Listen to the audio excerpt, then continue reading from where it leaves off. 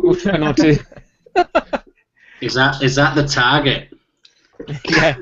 Well, last time they went from 8:30 till 2 a.m. or something. It was crazy. Yeah. I'm thinking we might. Well, my wife was saying it's not a lock-in if you turn off at 11. But we'll see how we're going. We'll see if any of us still have beer left. I'm sure some of you will. Yeah. Okay, so hello and welcome to the second Beer O'Clock show. Live Lock-in. My name is Mark. Unfortunately, Steve can't join us tonight, but we have plenty of beer wankers here to enjoy the evening with us. We're still waiting for a few people to join us. Invites have gone out, but as all things live go, hang on, I've got myself talking in another window, so I can hear myself. That's really annoying, but well, at least it's working. There we go. That was really bloody annoying. Okay, so let's do a quick round of introductions so people know who they're drinking with tonight. And if you are watching live on the YouTubes, use the hashtag Lockin and send us some questions or comments or whatever like that. So, starting from my screen, Connor, where can people? Hello, first of all. Evening. Where can people find you on Twitter? And Rowan's there in a onesie. We'll get to you in a little bit, Rowan. Connor, where can people find you, mate? And what are you drinking at the moment, if anything? They can find me at Like the Murphys on Twitter. If you remember the old Murphy's Irish Stout adverts, that'll mean something to you. If not, it won't at all. I'm not drinking anything currently. I'm just waiting to crack open this milk stout. So very good. The sooner the better. Dino, hello. Where can people find you? And I know you're waiting for the milk stout as well. I have a beer, but I don't know what it is.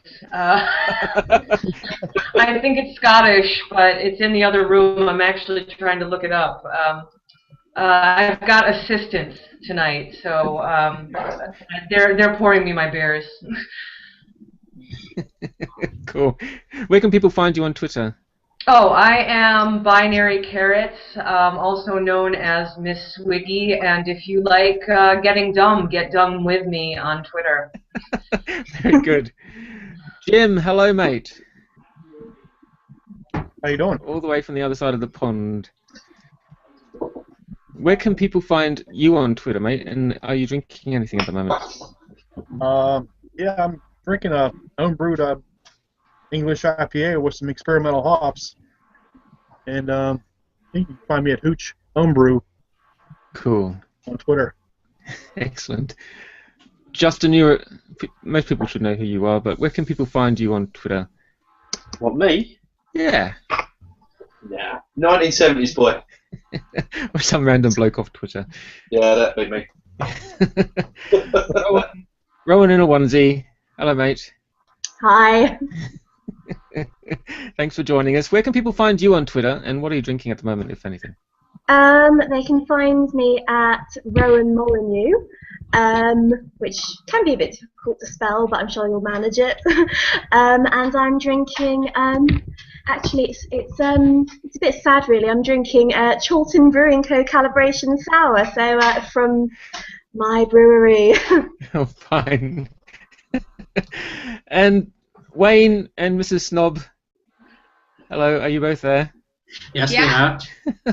Where can people find you both? Because you both are individuals on Twitter. Where can people find you both, and what are you drinking at the moment? Individuals with a hive mind. Yeah, I'm Irish Beer Snob on Twitter, and irishbeersnob.com is the blog, and we do a bit of podcasting as well. And I'm Mrs. Beer Snob. Mrs. Snob. Very good. We've got a couple more people that are coming in to join us. Clayton is just joining the call now. I'm continuing to invite people. We've got Emma to join us. We've got Ian coming. And I can hear you from somewhere. Shall we get into these?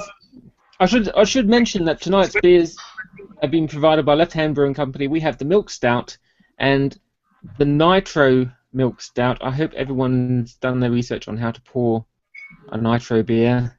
I did it at about 5 minutes to 8. So hopefully I get it right, but I've got a spare in the fridge in case I got all over my computer. Clayton, you've joined us now, buddy. I finally figured it out, yeah. Good on you, mate. We've done our little round of introductions. Where can people find you, Clay, on Twitter? On Twitter, Clayfish with 2 eyes. Is it with 2 eyes? Yeah.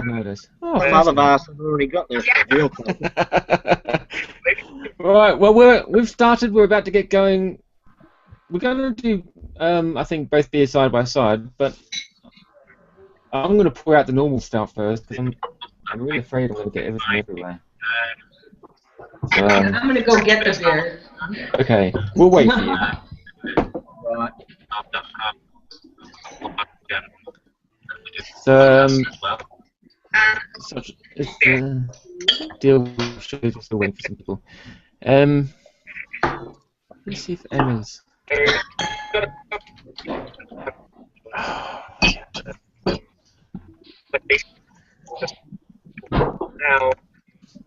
Yeah.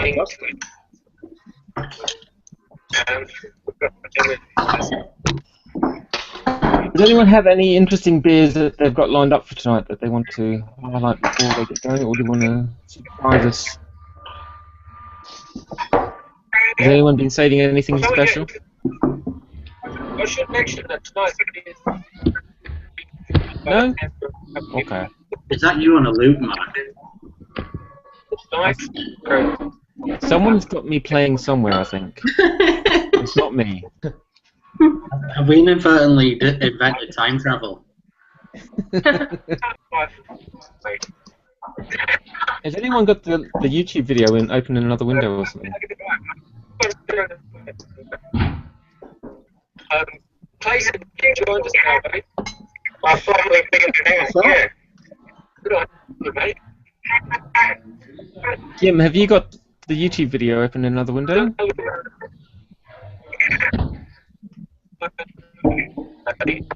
Oh, we'll have to deal with it. Never mind. Right. So, okay. Left Hand Brewing, Milk Stout. Starting off. 1.1 it now. Alright, we've started. About to get going. Has anyone had these beers before? Oh, yeah. Oh, yes, yeah. Oh, yeah. Many Oh, times. yeah.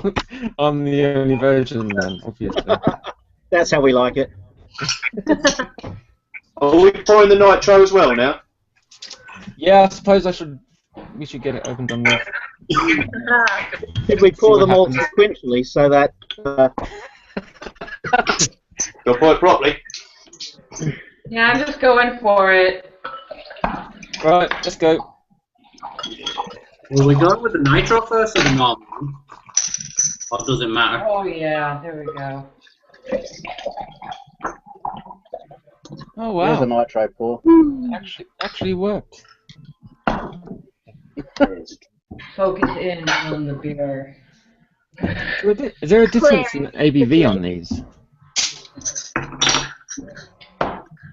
There's 6% on the nitro, and oh, they're both 6%. First, Yeah, I guess they would be. It'd be something odd if they weren't.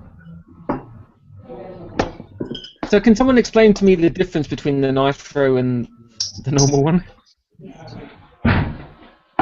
Nitro pours like a Guinness. But is that the only difference? Yeah, they're not. Simple terms, it uses nitrogen rather than CO2, I suppose so. To carbonate it. Well, to not carbonate it. Ah, I see.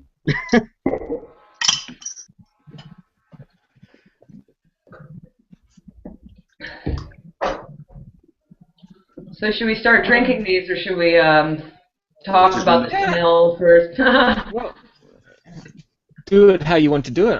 I wouldn't mind having a chat about the aromas and stuff. It definitely, you get much more aroma from the regular than the nitro. Yeah. Oh yeah, you do as well. Yeah, Yeah, that's it's like much softer, and very it comes- mellow. But obviously, there's a big difference in head there. Yeah. Yep. Yeah, the nitro retaining I think we're getting the same. Same. Well, I've been a real craft wanker and decided to turn mine into an ice cream float. So I've just had my dinner. This is my dessert. So see how it goes. Do you actually have ice cream in there? Yep. That's awesome. Do you want to try it? I'm jealous I didn't think of that. It's very, very good. The sweetness works really well with the ice cream. It's extremely creamy, but I got a nice little kind of bitter bite from the kind of coffee. So yeah, I'd recommend it. Well, you know I'm a big proponent of blending, so I thought you'd appreciate this. Yeah. I might put some. I'm actually might put some bourbon in this towards the end. Even better idea. Okay, let's get into it. So I'm drinking the normal one first.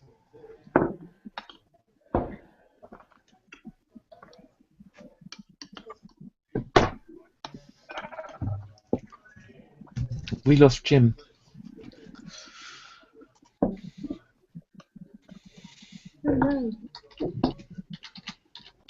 Mine's too cold. Yeah, I think I only put mine in the fridge for a couple of hours, like literally about 6 o'clock. Because I've just seen you see a few people, particularly with the nitro, if it's way too cold, you might have difficulty with it getting the head. Okay.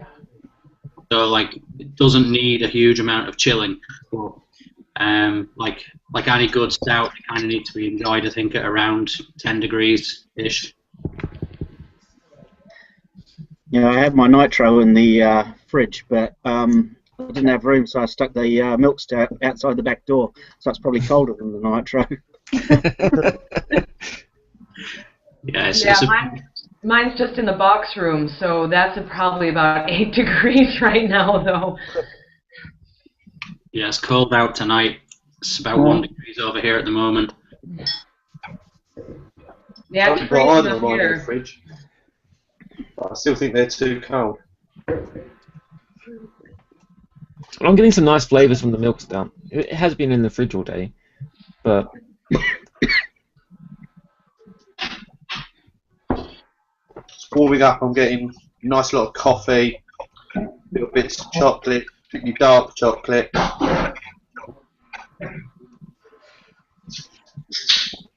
Yeah, the coffee really comes through on the regular. I really have to say that the nitro, aside from the body, it seems like you really lose quite a bit of the flavor. I really love the way it feels, but the flavor is really all in the regular. Yeah, like the purists would say that anything nitro loses flavor. oh, you're right as well. The nitro is smoother, but the I coffee had them isn't both there. on keg at the Left Hand Takeover at Mother Kelly's, and it was very noticeable, the difference in texture.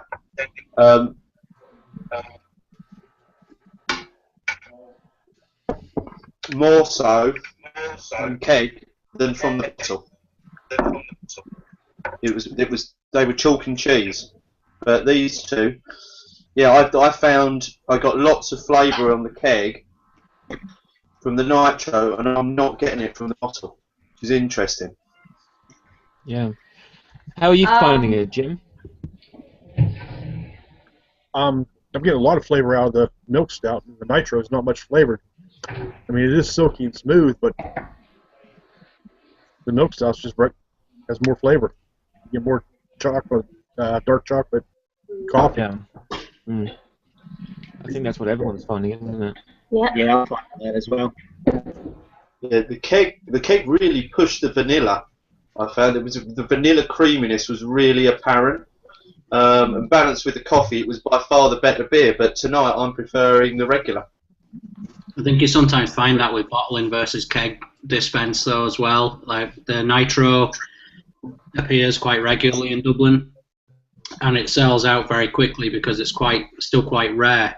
Where it's definitely better in my opinion in keg than it is in bottles. Like if a cold winter's night like tonight, the normal milk stout is a perfect beer for that situation. Are you finding the same thing, Jen, Mrs. Snob? Yeah, I prefer the flavour of the normal one, but the texture of the nitro. Yeah, same. Mhm. Definitely. I like that smoothiness Yeah. instead of these bumpy beers. Why not just serve them flat? Well, I just blended the two. And actually, the nitro takes away from the regular. Again, it just sucks the flavor out. I mean, again, it's a little bit creamier, but that's really about it. And I've always been a big nitro fan, but I've never put them side by side before, and maybe I never should have. But now the deed has been done. Time to throw the bourbon in. Okay, we've had Ian from the 11 PM Somewhere podcast just join us, but he's on his side. Yeah. I think he's already been 2 pints down, and Mate. Ian, you want to turn your picture around, buddy? Or I'm going to get sore neck by the end of the night. Yeah, that's right. Don't move too It's much. like the Huckleberry Hound cartoon from when we were kids. You turn this whole picture around, huh? That's better. Yay. There we go. You should have done it sort of in about 2 hours' time. We'd all gone.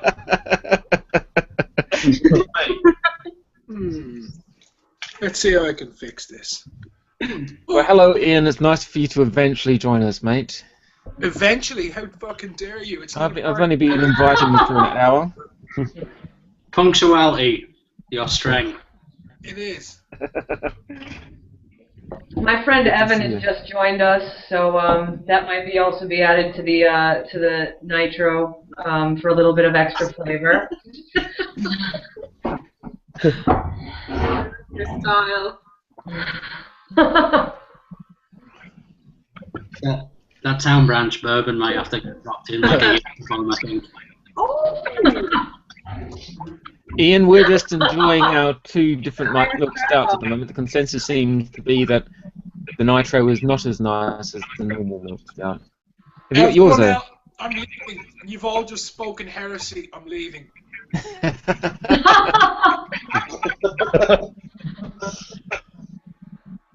You're all heretics and you're going to burn. I knew that years ago. Sounds like a bad thing. I'm comfortable with that. I want to see you when I tie you to a chair and throw you in the lake. Literally sweating.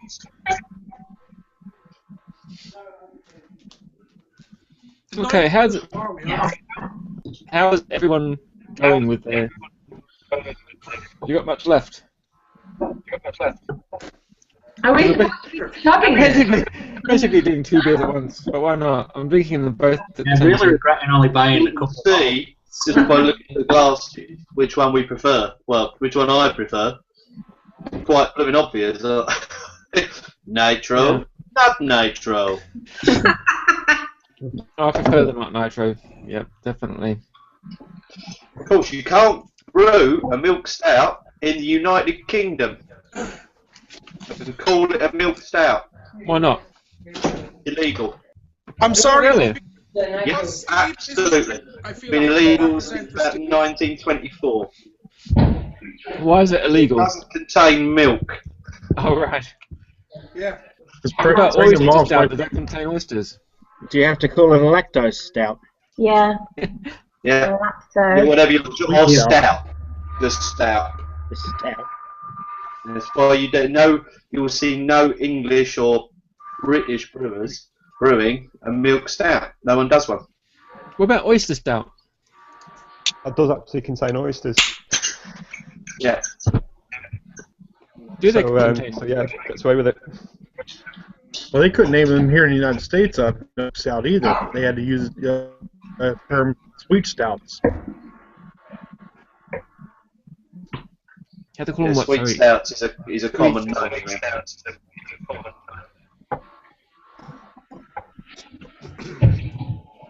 Connor, They did were you afraid people nitro? were too dumb to distinguish milk and beer.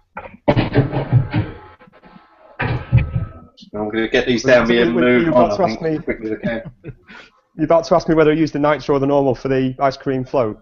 Yeah. I was about to. Yeah. No, I heard somebody ask me then.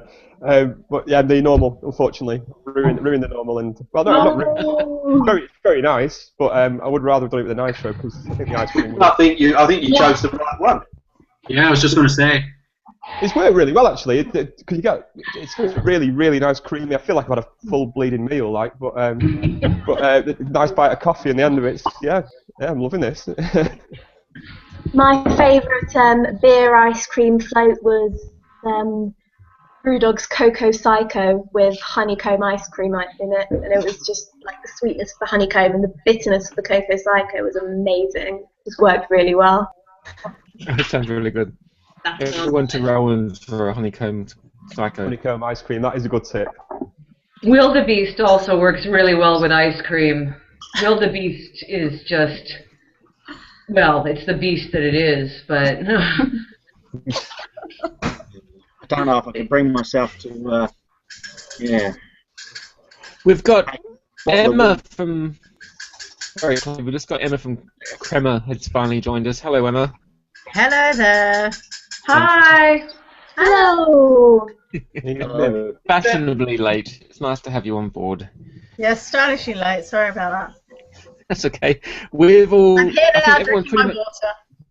I think everyone's pretty much polished off the normal left-hand milk stout. They've still got half of the nitro left because it's just not as good. Jesus Christ, right, I've got to catch up. Right, wait. I've got all this to go, look! Oh my god! Well, crack on then, mate. That's nice. Put that halcyon shit down and drink. What am I cracking on with? Come on, Dorian, look, this is what you need to have. Weird. Everyone get their beer boxes out. Oh. Whatever.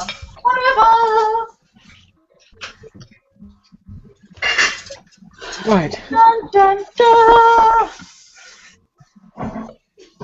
Emma, Yeah. we can't see you. Have you got your camera turned I'll off? see you.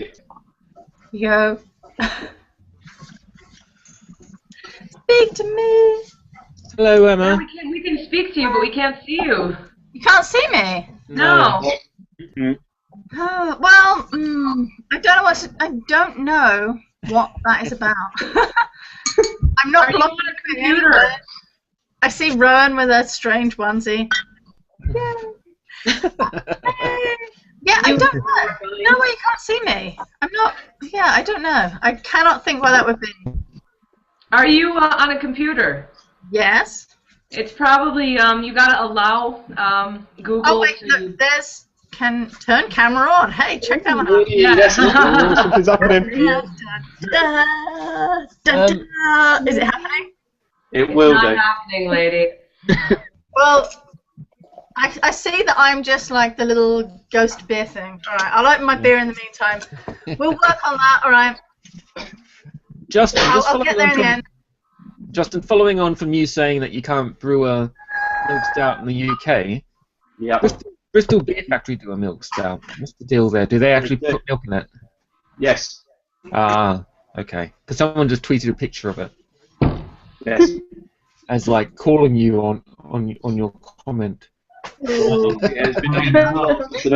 can look it up. It's on the statute, but Controversy. you have to put milk in it.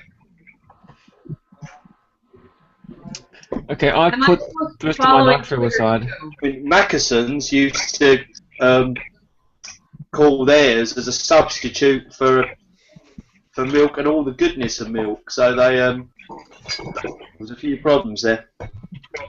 I'm moving on from the milk stouts now. I don't know if you guys are as well. Yes. But so feel free whenever you start a new beer to put it up to the camera and say, "Look what I'm drinking." Look what I'm drinking. 5 points pale.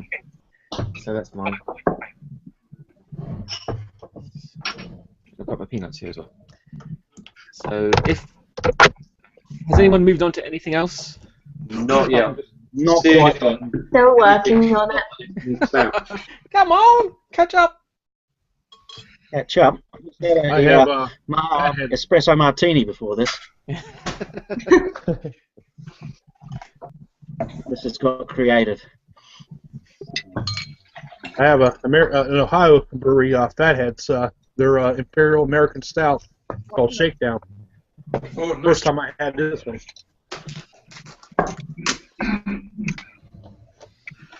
Wow. Jim, where in the States are you? I'm real close to Pittsburgh. Okay. You know, but I'm in Ohio, but I'm real close to Pittsburgh, Right. Pennsylvania.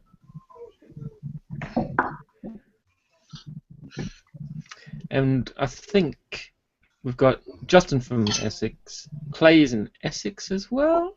Yeah. I think. Emma's from just down the road from me. Mr. and Mrs. Snob and Ian are both in Ireland. We've got Rowan up north somewhere. Connor up north somewhere. That's my basic geography. Manchester. At what point was the rest of it just become up north? Hey, I'm a foreigner. I'm allowed to have a little geographic awareness of the UK. Dina, where are you based?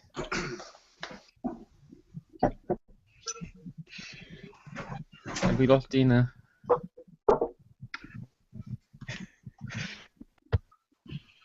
I think we have.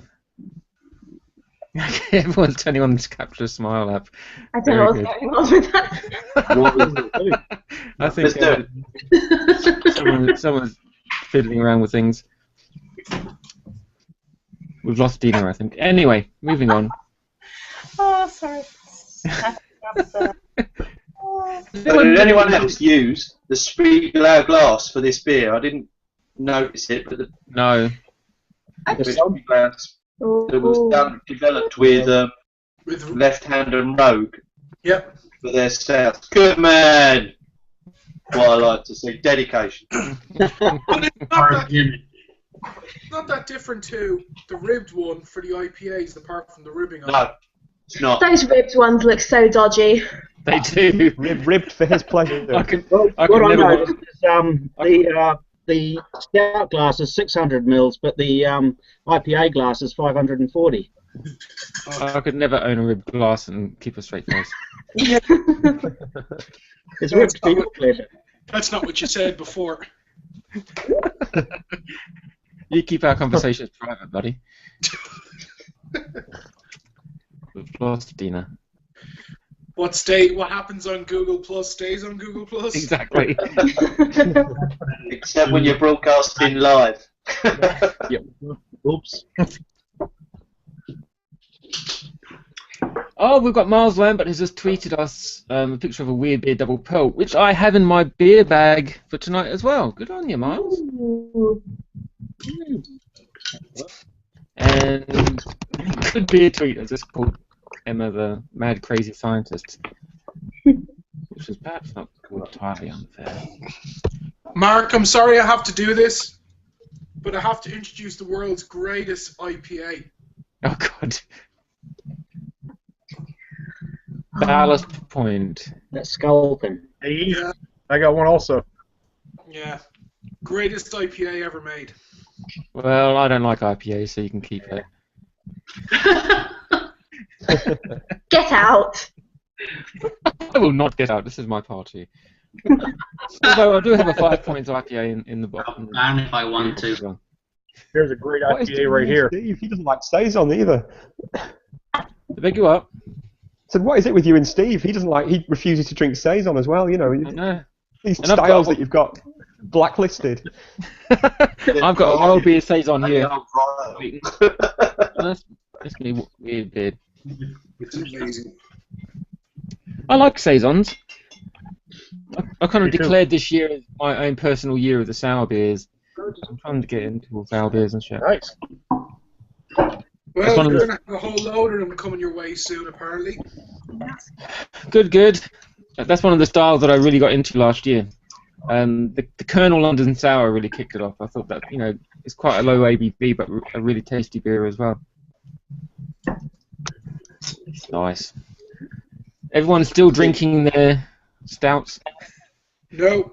I see. No, notice that Sean Smith, Plim Sean, has just tweeted that he's got his left-hand glass as well, his stout glass. Good man.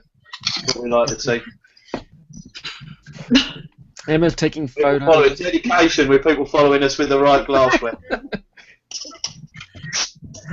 Emma, are you looking around with the camera up because you're trying to turn your camera on? Yeah, I'm having a few technical difficulties. Sorry. I'm going to stop being incognito and become visible to you.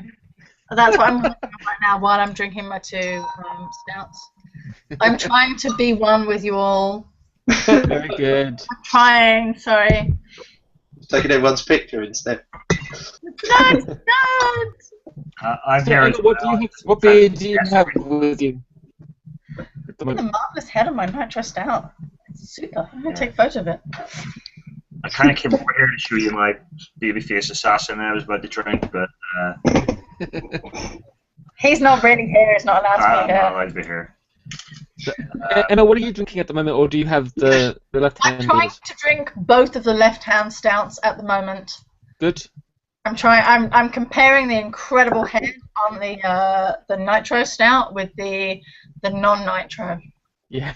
In my 2 super branded glasses that I wish you could see, but I'm having some technical difficulties. Right. Cold. This may end Emma's call, but she'll join in. Look where it is now. What's everyone got now? Am I here? Right, introduce our next I'm here. I want to be here. Well, look, what's that? Sorry, Jan, what's that? Bow Bristle. Bow Bristol. It's their amber ale. Was that an Irish one? Yeah. My favourite. Bow Bristle, the name of the brewery. Yeah. Light was all in bright. Based on a Celtic mythology about the strength of the hairs from a boar's face. The bristles are meant to impart strength. Right. As in Saxon mythology. And his beard. Why would anyone not want to? Why would anyone be drinking Irish? What's that one, Clay? That is Wild Bear Redwood.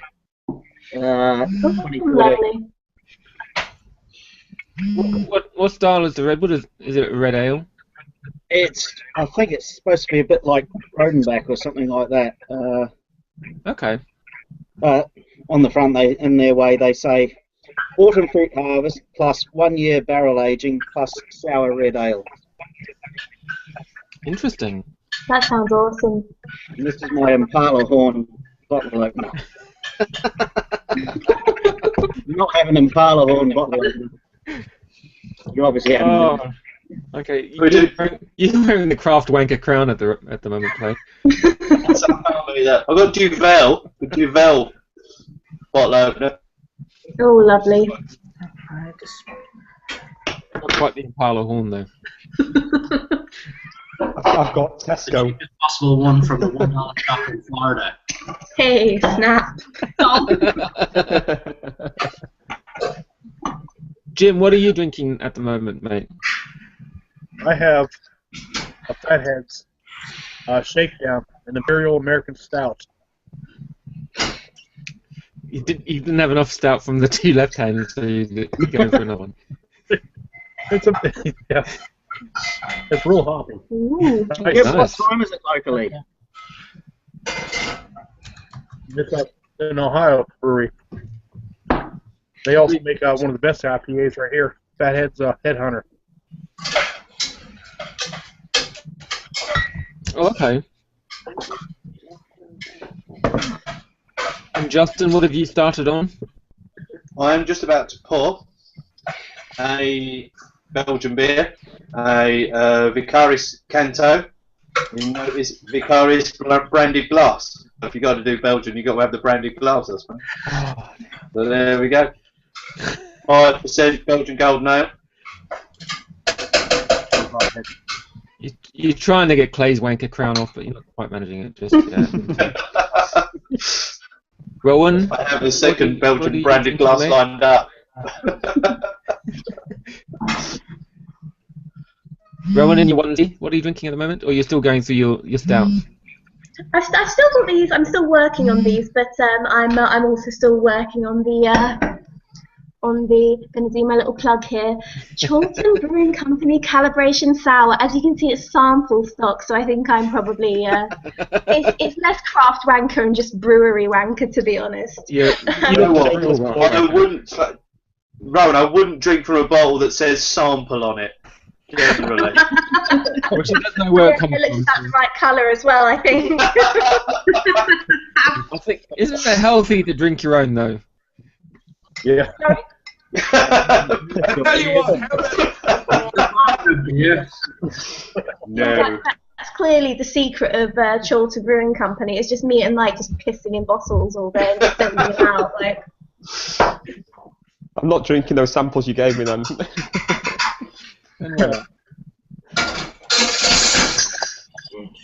And I've got the 5 Point Pale, which is, I'm not sure if I've had this before, but it's nice. And we've got Dina back. hooray! To resist the box of beer that Steve sent over that's currently sat next to the table. Wayne, what are you drinking? Might be getting the shit. I'll keep all the good stuff. You should have taken up the invite to come over, Ian. Wayne, are you sharing what Jan was drinking, or are you drinking your own? Oh God, I don't share, Bo Brittle. I'm still working my way through the stouts. I've got a few things in the fridge that I have a Fuller's, is it Past Masters? I've been wanting to try it for a while and just figured a dark one just to see what it's like. Oh, the Fuller's ones? Yeah. Yeah, some of those are really nice. Yeah, well, we'll see. Try mine. What ones have you got? A guy in local off license just gave it to me. He said, "Here, try this, see what you think." He gave it to me about 3 or 4 months ago, and I just had it in the cupboard, and I just said I'd have a look. I'll just go get the bottle, actually. And off he goes. Jan, you can move in front of the camera now, mate. Where'd he go? Jan, you can move in front of the camera now. Well, he's gone. Oh, he's back. Oh, damn it. There you go. 1966. Yeah, that's a nice one. Wish I had something like that over here. Or is it a strong ale, 7.3%? Wow. Nice. Yeah, they brew all those from the original recipe books that the brewers had back then. So it's not just using the same ingredients. Now.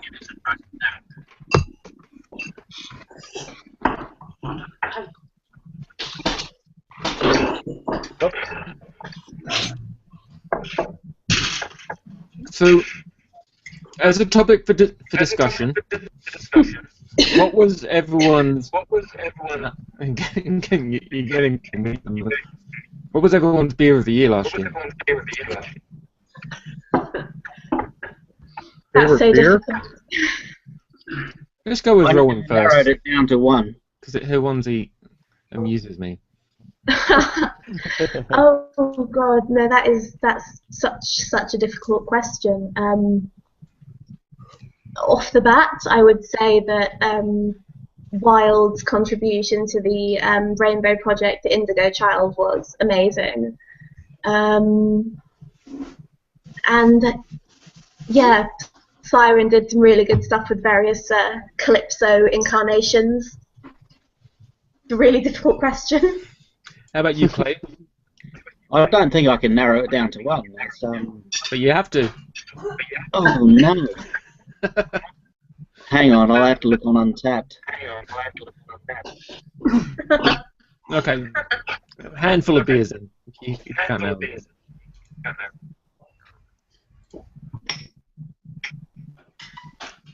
Can you think? You are literally looking it up on Untapped.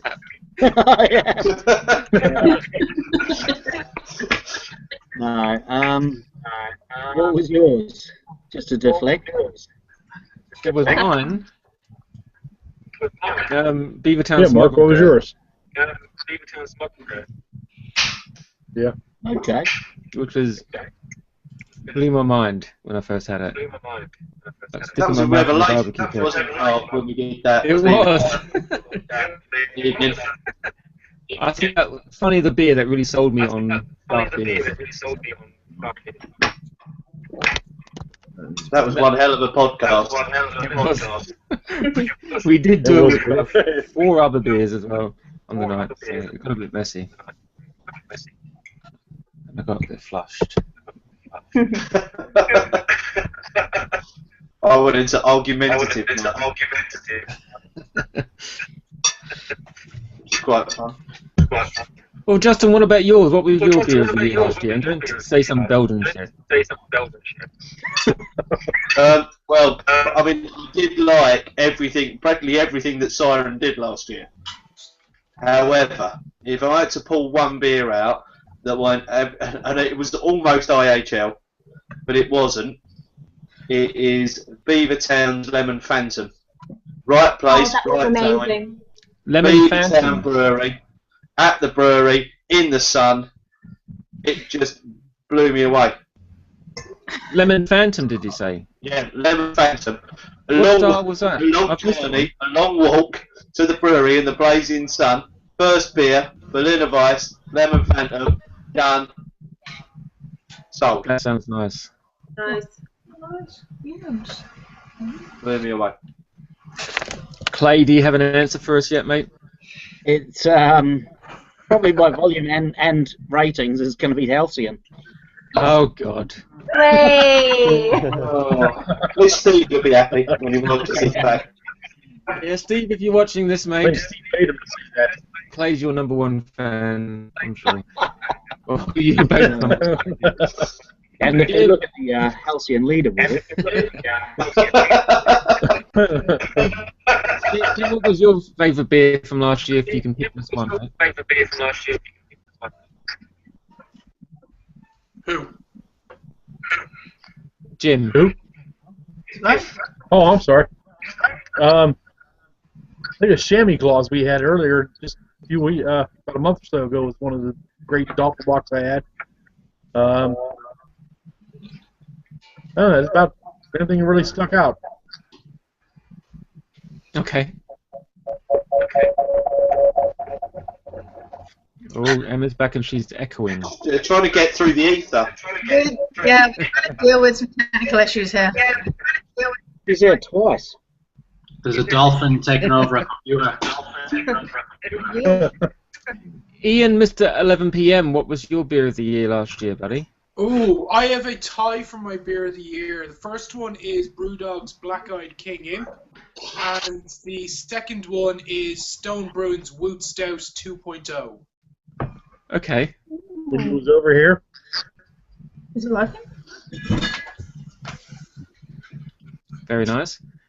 Yeah, I was fortunate enough that I had I was over for San Diego Beer Week and I got to try Woot Stout 2.0 like at Liberty Station on the Friday, where every hour they were triggering a brand beer out of their stores that they had squirreled away. So they literally just like stuck this on at midday, and 2 minutes after midday, there it was, a big, huge pint glass, or an American pint glass of Woot Stout 2.0. Such an amazing beer. Okay. She steps away. Alright, that's fine. Mrs. Snob, do you have a beer of the year last year? Prizes from Bo Bristol. It's their Imperial Red Ale that they brought out just last year, wasn't it? It was only 2014 that they had Yeah, it. festival special. Yeah, it was a festival special only, so Yeah. How about you, Mr. Snob? Like even Black Eyed King Imp was up there for me, but like, Yeah. the time I really got stuck in a Cannonball in Leeds back in August. I think went in a North Bar at 11:30, ordered a pint of Cannonball, and the barmaid said to me, "It's like 7.odd%. It's only 11:30." So it's all right, love, I'm Irish. So I was like, had a couple of pints that day, but it's made its way over a couple of times, and every time I take it out. But Black Eyed King Imp was my favourite last year. Emma, if you can hear us, what was your beer of the year last year? Yeah, I'm really sorry. I'm having some technical difficulties with this end. A couple of things spring to mind. I agree with Rowan. The Rainbow series. My favourite one was the Wild Beer. Hello. Am I still broadcasting? You are. Yes. Yeah, Okay. that was Max saying hi. Oh, hi Max. Hey. Okay, so yeah, that was spectacular for me. There were some really good beers that day, but that one was out in the lead for me. And the other thing I would like to say is the revelation of experiencing Gamma Ray in cans. That was really something that I waited for from this time last year until it was available maybe in the early spring. I was super excited about finally getting to have Gamma Ray in cans, and when I finally got to try it at Duke's on a Monday afternoon in May or something like that, it was everything that I wanted it to be. It melted my face. It was so hoppy. It was fantastic. And then after the novelty wore off, well, actually the novelty never really wore off. I'm still really excited about having the ability to just go to a shop and buy a fantastic pale ale in a can and drink it on the train, and no one knows that it's really good beer. I drank one in the office one day and no one knew. Yeah.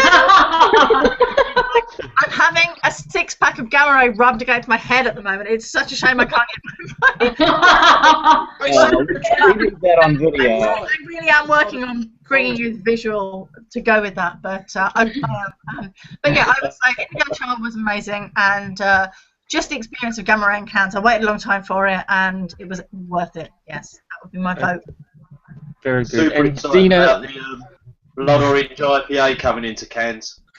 Oh, I'm super excited. A couple of years ago at the when they first did it at that terrible what was it, the one at London Fields, that beer festival that Let's never speak of it again. never stood. It's banished. The name is banished from our memories. However, that beer was amazing. Yes, It that's still true. is amazing. I can't wait for that in cans. I'm excited. Dina, now that you're back with us, why don't you tell us what your beer of the year from last year was? What was the favourite beer Oh, you had last crap. year? Okay, well. Oh crap! I don't remember that one. Yeah, so 4.2. It's on cask at a camera festival. Anyway, I think it would probably be the Candela from Green Flash that was on at CBC, which was a cedar-aged barley wine made with Cigar City. Love that. I'm getting a bit emotional just talking about it, but that was probably a big one for me. Other than that, I would say Double Axe or Ace Edge, or Dark Hopfler on cask. All of these things just completely. I came to UK in 2011, and the beer scene has just changed so much in the years that I've been here. I used to go to the US to go seek out all the IPAs, but they're all here now. So yeah, I'll go with, if I have to go with the UK one, I'll go with Buxton Double X. I think we're getting a bit of Dina's audio or everything. Oh, am I having feedback? No, I think someone else might have. Okay. Wayne? Yeah. Have you got the video open? We're hearing everyone's audio coming to you. Yeah, sorry. No. It's not open on me. Okay. I made sure that I closed all the other tabs down. This piece of shit Mac could probably just explode if it ran too much at the same time. Whoa. Can I just comment on the beer I'm drinking right now? Yeah, go for it. This is the Nicola Nelson Southern Young. Wow. Wow. It's wine beer. It's fantastic. It just tastes like I want cheese. I want cheese.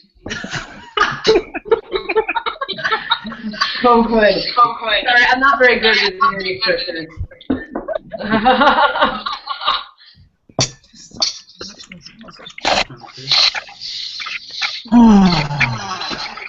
Is someone about to play a song?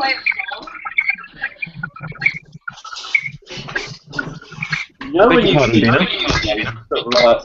someone on a psychedelic trip. I'm going to shut this down. Right now. Did that left hand have mushrooms in it? That's on the audio coming through twice. Yeah, like everyone, close all of your other tabs just in case. All of it crazy. Guys, I'm in Manchester in for about 3 weeks. Any places you'd recommend going to? Like normally, I'm going over for a match, but any decent pubs you'd recommend?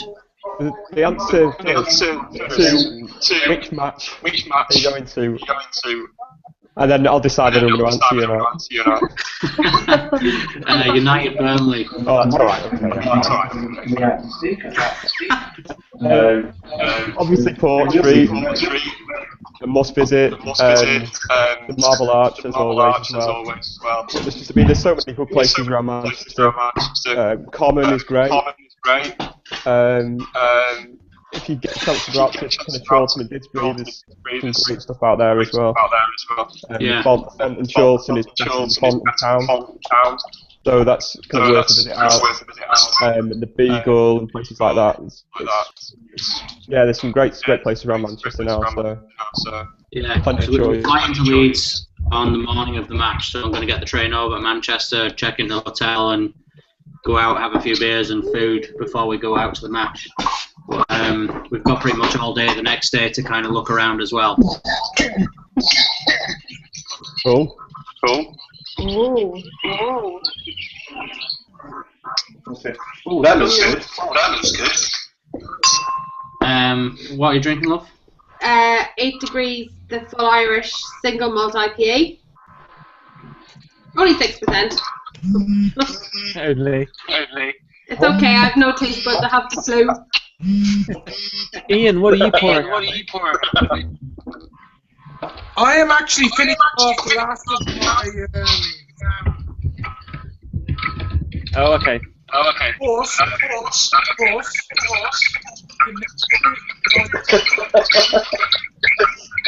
Can I just say the only time we didn't get feedback was when Wayne recorded.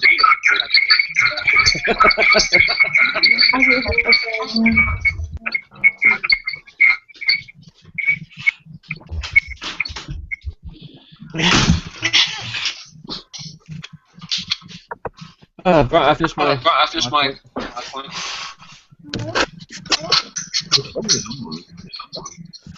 Is there a way to start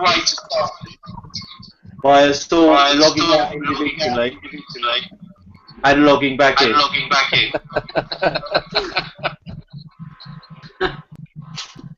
I don't know. Wayne using a MacBook or something.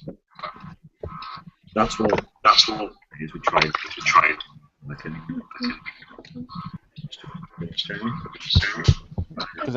I do think it's maybe this microphone pick it up. What? It's you. Us. You. We come as a pair. Your fault. I've nothing else up. No, I think the mic on your Mac is picking up the audio from your Mac. And feeding it back through. If you get me.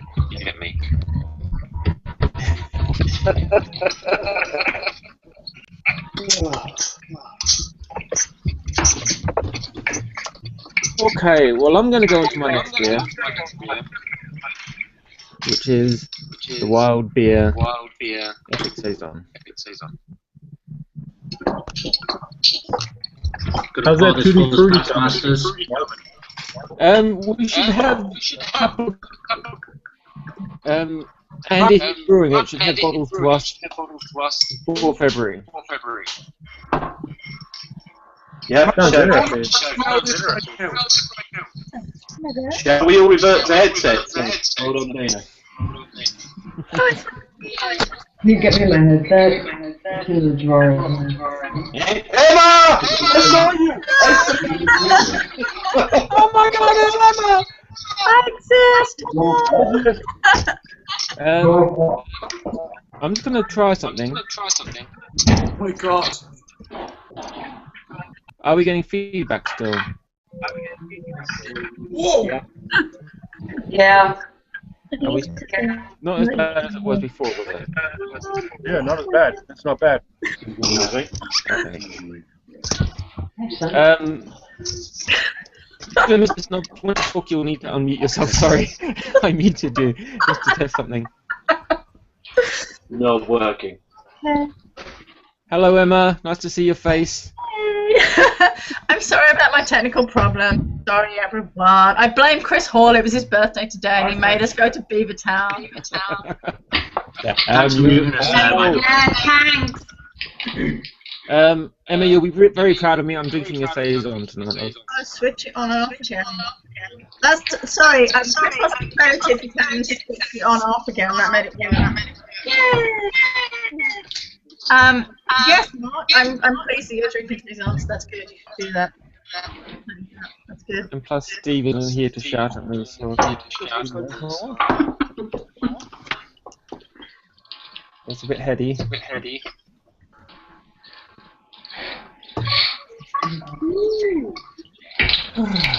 So what else is everyone drinking? I have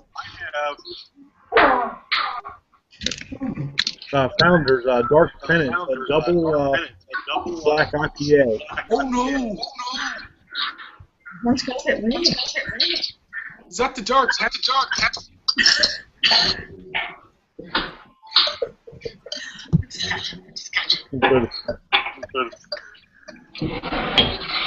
Dark Penance is a great beer.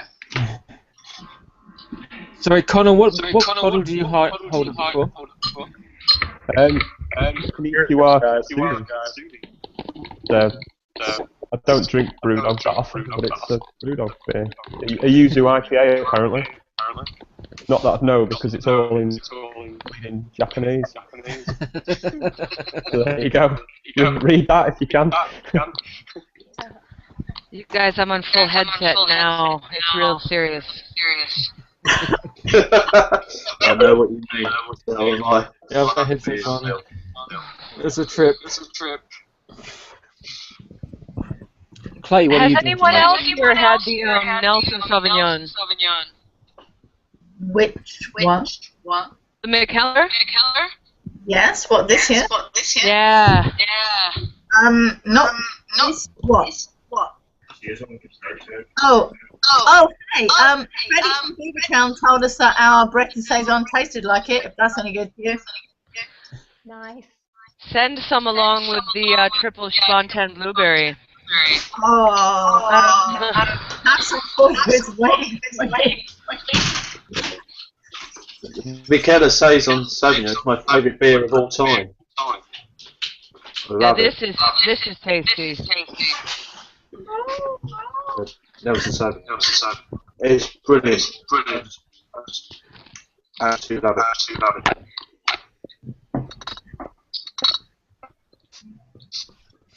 That's Also going very well.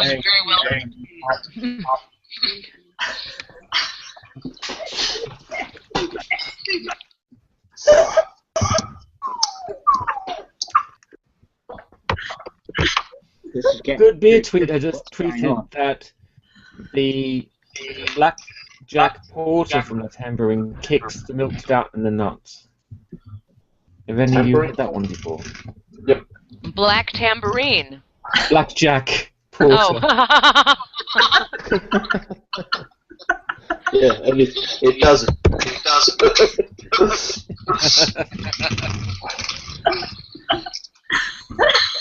And Simo THFC says the worst beer of the year is the Magic Rock Evil Twin Fear of Beards. Red wine vinegar, he said. Prognophobia. I don't know. Whoa. Oh, Christ, am I tripping here? This is there's a lot of things going on. So, I wish you all a smell-o-vision for this. This is outrageous.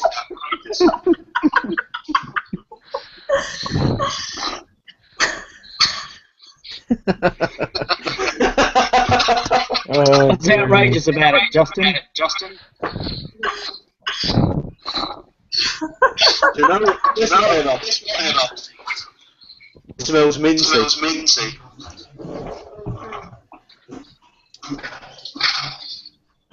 Oh, that's so good. Right, Okay, this wild beer tastes really nice.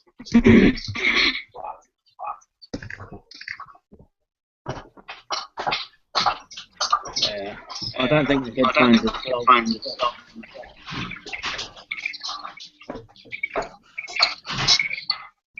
I think Chris is trying to make an unauthorized appearance on the Lockin.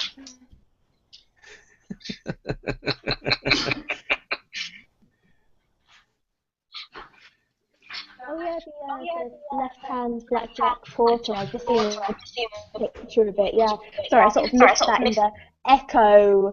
Yeah, no, I had that a while ago. It's really good. Nice. Well, I actually wish you all had smell-o-vision for this bastard. What one's that one? What do you got there, Ian? This is my 14% Tokyo clone, which actually smells like Christmas pudding. Your Tokyo clone. Yeah, I brewed a clone of Tokyo to 14%. Well done. Is it close to the original? Well, actually, what I wanted to do was, see, I love Tokyo as a beer, and one day I was sitting down with Stu Bowman from Brewdog and another one of their brewers, and we were talking about how Tokyo is made, and I was like, okay, I love Tokyo, but I want to try and get a Christmas pudding into a beer. And between the three of us, we were sitting there thrashing out how to actually put Christmas pudding flavour all the way into a Tokyo-style beer. So I ended up going and brewing it for Christmas. It was possibly the most painful beer I've ever brewed in my life. It took 3 months to brew it. 3 months. I aged this thing on about 6 pounds of dried fruit. Bloody hell. I'd love to try that recipe, Ian. Yeah, I'll dig it up and I'll send it over to you. It was painful. I mean, I went through one of the points was where over the period of 24 hours, I was feeding it multiple different sugars and then finishing it out with a champagne yeast at the end of it. It was absolutely painful. Wow. Nice. And what are you talking? Sounds like a challenge. What are you calling this beer? Christmas in Tokyo. Nice. Not wank overload or anything like that. No. Actually, what's funny is, Mark, is about 2 weeks after I finished bottling that, I ended up brewing a clone of Dead Pony Club, which turned out at around 4%. Isn't it easy just to buy the beers yourself? No, it's not. No. You're a shareholder. Let's go and send you a block. Just buy the beers. Mark, see. So when you get first brewing, Mark? Sorry, what was that? Jim? I said everyone knows I want to work there. Yeah. You might just drink all their profits though. Can I just ask Jim? Jim, have you had this trellis? Odell's trellis? No, I haven't. It just came into. I picked it up Day before yesterday at Ales by mail, and it's been in what, 2 to 3 days. And it tastes, it smells incredible. I'm gonna have to look for that.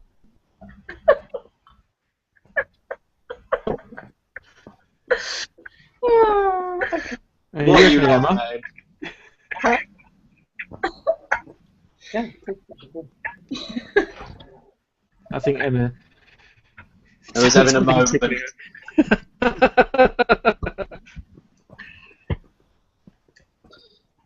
Not Mrs. Trellis.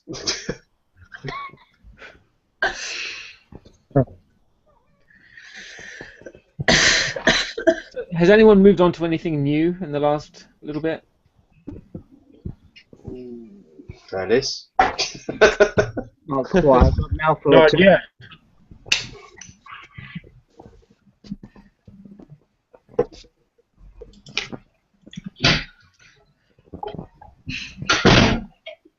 Well, I got a 40 of looking on. It sucks. Oh, good choice, sir. Good choice. That's an amazing beer. Had a brown paper bag for it. Well, that'll be Sierra Nevada's favourite beer at the moment, I suppose.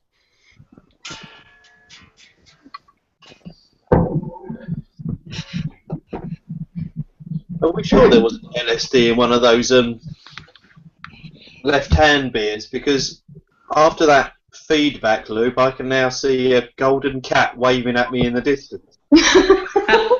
What else getting that? You're not supposed to tell people that. Left Hand secret ingredient. LSD. Woo! Yeah, allegedly, yes. Thanks for the clarification there. Waving all the hero. Rowan, I don't want to tell this, but it appears to be on your shoulder. Yes, it was a present from Thailand or something. I think from the boyfriend's mum. Not sure why it's come from Thailand, but. Oh, that's the cat you're seeing. I thought you were hallucinating. Sorry, mate. So I'll start doing this. There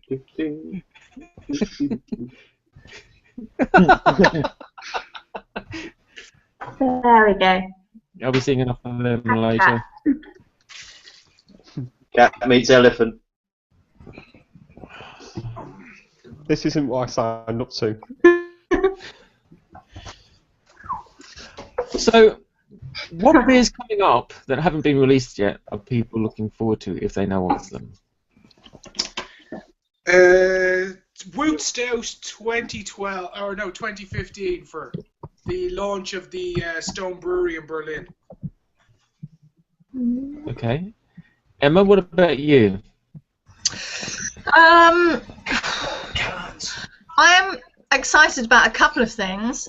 One is the Siren second birthday celebration at the brewery, which has a lot of beers which have been barrel aged.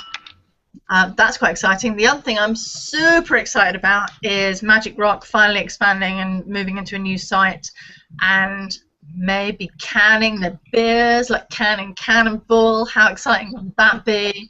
So Not exciting at all. the same as last year, I was really excited about Gamarang cans. In 2015, I'm going to be super excited about Cannonball in cans. I think I'm going to probably, once the tap room opens, I'm going to take like a 2-week holiday in the tap room and just and everything else they have on tap. I'm just going to live there for 2 weeks. Clay, what about you, mate? Well, I think the two things already mentioned, opening up in Europe and Magic Rock canning, but immediately I'm going to New Zealand in March, so I'm going to be quite excited to explore the beers that I've been missing for the last few years. This whole scene's grown up since I've been over here, and I think, yeah, that's about it. I'll go and grab some New Zealand beers. and stick a few bags of hops in your suitcase on the way back, and you can sell them for street prices. Right, have you been over to Hot Burns and Black yet? What's that, sorry? Have you been over to Hot Burns and Black yet in Peckham? No, it's south of the river. I start melting. It's well worth the journey. You might give you a little taste of what you got to come. Yeah, it's on the list, but the list just keeps growing, nearly weekly. Connor, what about you, mate? Any new beers coming that you're excited about? New brewery, I suppose. I think quite a few people around Manchester are excited about the opening of Cloudwater. Yeah. They're promising to make some really good stuff. James Campbell used to brew at Marble, and I think Will France as well used to be at Summer Wine. So it's really exciting to think what they might produce, because I don't think they're going to have a range and stuff, but do a lot of experimental stuff. So it should be, looking forward to that. Should be really good. Cool. Jim, what about you? Me? Yeah. I'm just waiting on founders to set out their Kentucky bourbon stout right now in March. I can only go so far, I don't know. Is Founders local to you? No big. Fairly, yeah, Michigan, yeah. Yep, okay. Next state up. Yeah. Cool. What about you, Justin? Me, well, I'm looking forward to Blood Orange IPA in cans. Yeah. I'm looking forward to getting my hand on some of the Roosters beers, because I've not seen that. I've not had those cans yet. I want to taste the Maiden 2014, the Siren, but what I'm really excited about is that I don't know what the fuck is coming this year, and that's what gets me excited. Really excited. You don't know what's going to be coming up. It's just mind blowing the way this is going at the moment. I mean, if I look on Twitter, I see about 3 different breweries every week. I don't know what their beers are like, so I want to taste those. It's just, I love it. It's just exciting. That's what gets me excited this year, is that I don't know what I'm going to be tasting. Rowan, what about you? Like Connor said, Cloudwater is so exciting. I mean, they've got an amazing team. I mean, I've tried a lot of Al's homebrew, and it's just fantastic. Like, that man just knows his Brett, man, Also, I mean, there are so many more breweries that have just opened or are opening in Manchester, like everything coming up from Runaway I'm so excited about, Alphabet Track, all of that crowd, the Roosters cans I really want to get my hands on. It's just a really exciting time. Magic Rock cans, all the cans. Yeah, Cholton too. Yeah, cheers, Connor. Bit of a nudge there. That was quite good. Wayne and Jan, what about you guys? Well, to be honest, I'm looking forward to 2 Irish breweries are canning this year. Metal Man in Waterford are installing their own canning line, and there's another brewery that we're really liking down in Cork, and they've started canning as well. So it's really interesting to see that it's been adopted quite early in the Irish side of things. I can't wait. Sam's beers and cans, dude. I can't wait. Yeah, Rocket Ship and KPA in cans are going to be game changer. A lot of people might as well just sit down and shut up because it's done. Road trip. As far as that's concerned. But I think I'd echo what Justin said. It's so exciting that there's so many new breweries opening up all the time, that there's so many different beers out there, and we're seeing it now. We had a new brewery launch there in September last year called White Hag. They're on the west coast of Ireland.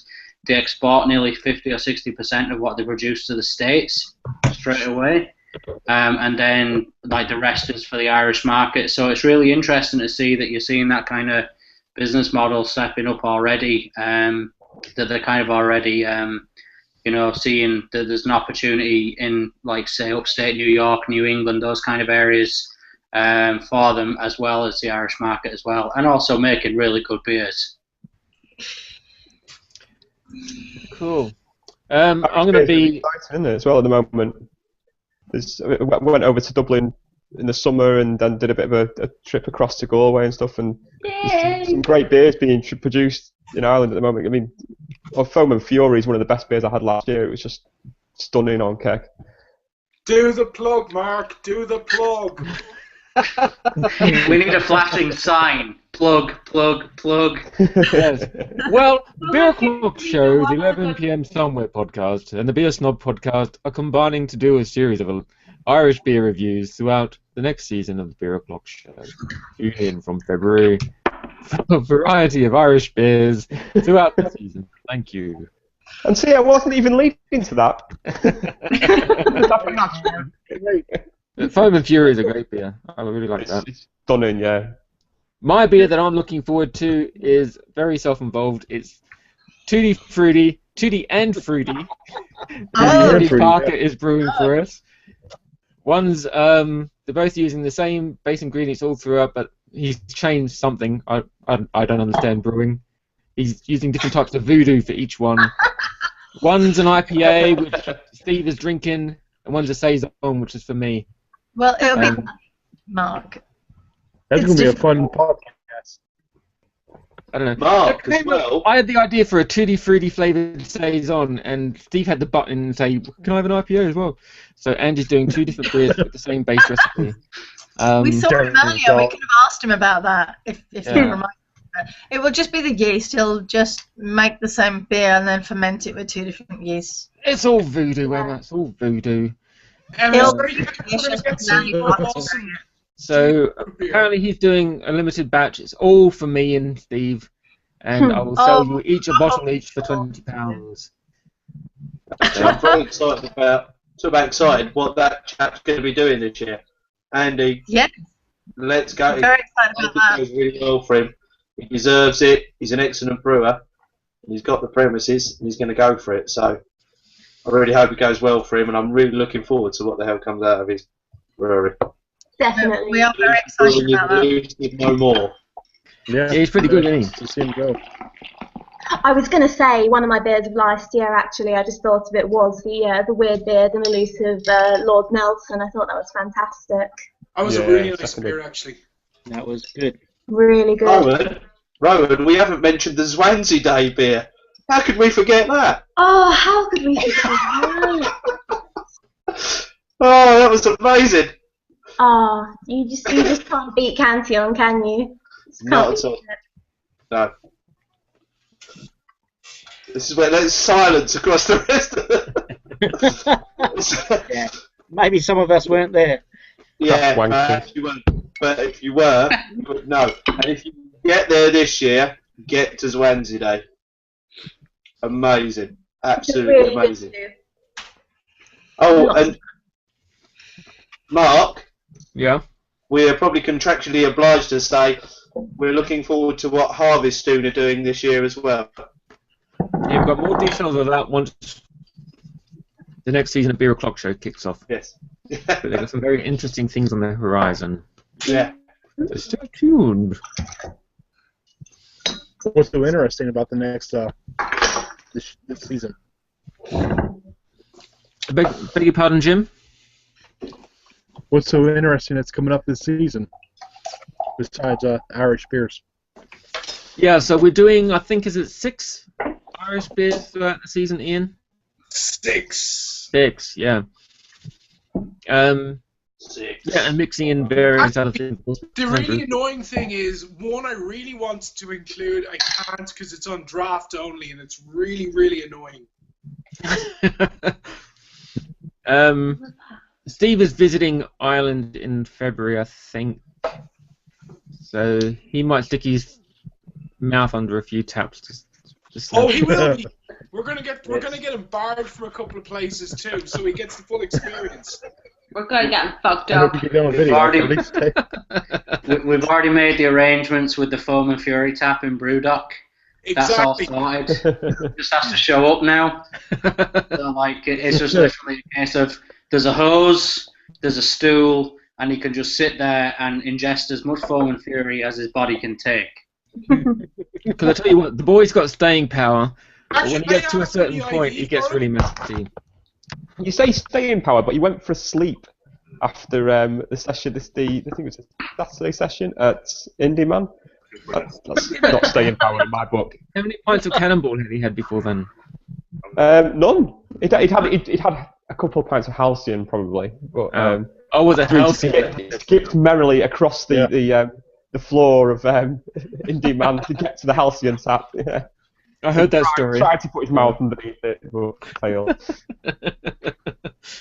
He probably had a nap so he could have more stamina for more halcyon later. Yeah. Well, I went through anyway, but you know. Tell you what, Steve, we miss you, mate. But he loves beers that are hopped beyond stupidity, like halcyon, like Cannonball. Have they set the dates for Indie Man this year? Yes, they have. I've already booked the leave from work. Also, excellent.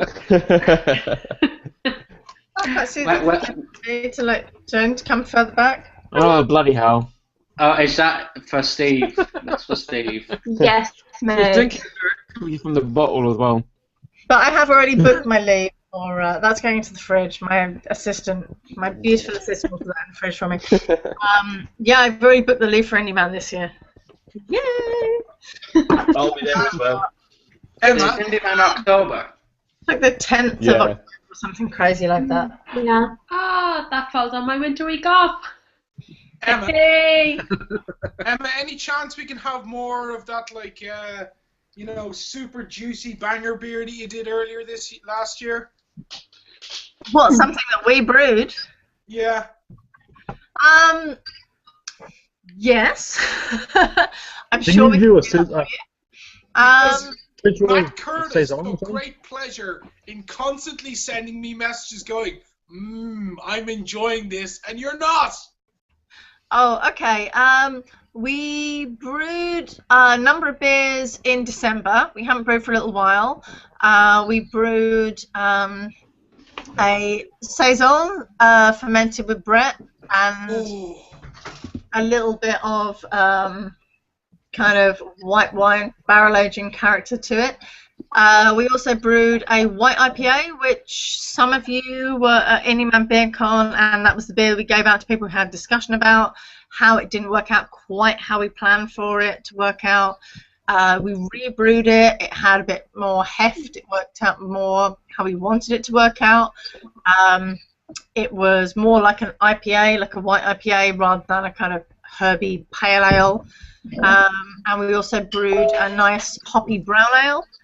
Nice. So if you want to drink any of our beers, let us know. We will try and put you in touch with somebody who can ferry them to you. If you're not on the mainland of the UK, well, I'm sure we can do something to help you out. There's lots of people out there that transit back and forward who love beer. I'm sure we can arrange something. So if anybody wants any of those beers who hasn't tried them, get in touch with us. You can tweet me. I'm Femto Brew on Twitter. I put my hand My up. co-brewer is Crema I Brew would, but on Twitter. I'm out here in the Send United you some States over here. I'm not. Emma. Sorry, people are talking at once. Carry on, whoever. Mark, were you saying something? I wasn't saying anything. Okay, well, somebody else say something. Sorry, somebody's pouring a beer next to my ear there. Sorry. I will send you some beers from here. Oh, if you brew, we would love to do beer swapsies. We would absolutely love to do that. It would be great if we could do a kind of exchange somehow. We have to send them literally through the post, okay, but it would be nice if we can figure some way to do like a muling kind of. You know who's a good mule? Mule Steve is like a great we're mule. muling bags of cocaine. Yeah, come on, guys. We all know, swap beer. It'll be fine. Yeah. It'll be fine. Yeah, tweet me if you want to swap beers with us. I'll but send we you a message and we I'll can swap sort it beers. out later. Yeah, tweet me, Femto Brewster, if you want to swap beers with me. We haven't brewed our double IPA or our cedar aged IPA, which went down quite well in the summer. We will probably do those or something similar to those again in the new year. We will let you know. But yeah, if you want to swap beers with us, then tweet me and we'll figure that out somehow. That stout you did that I had at last that you guys did was great. Which one, Mark? I can't remember, but it was a stout, I'm sure. It was stout. Oh, hey, no, it was the Black Saison. That one? No, I don't think it was a Black Saison. I'm pretty sure it was an Imperial Stout. Imperial Porter. Imperial something. I'm feeling that it was the spiced Black Saison. It was about 10%, and it was kind of, God, I'm blanking on what the spices were, but it was 10%. It was fermented with a French Saison yeast, and it was a homage to Judas Seal's The Sikini Show. Oh, yes, of course. A fantastic Black Saison. Yeah. That was a marvellous, marvellous Black Saison. We can never, ever hope to produce anything as good as that, but it was a beautiful beer. The beer that we brewed was okay, but the original beer was marvellous. Has anyone moved on to a new beer that they want to... Yes. I have a special tribute to a friend who is not here. These things. Get that shit off my screen. I don't want any Halcyon on my screen. Shut your face. I want this badly because Steve is not with us. How fucking dare you, you heartless cunt. You'd be disappointed if I didn't make comment on it. I bought this specially because I knew Steve was not going to be with us. So I wanted to be really nice for Steve because Steve has been so good to us.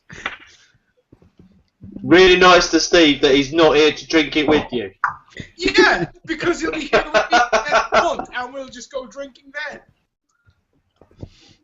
And Jim, did you hold up the It's same an beer that homage. Ian was drinking before?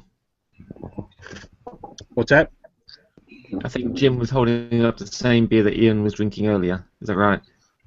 Yes, I am. The Ballast Point from the Sculpin from Ballast Point, yes.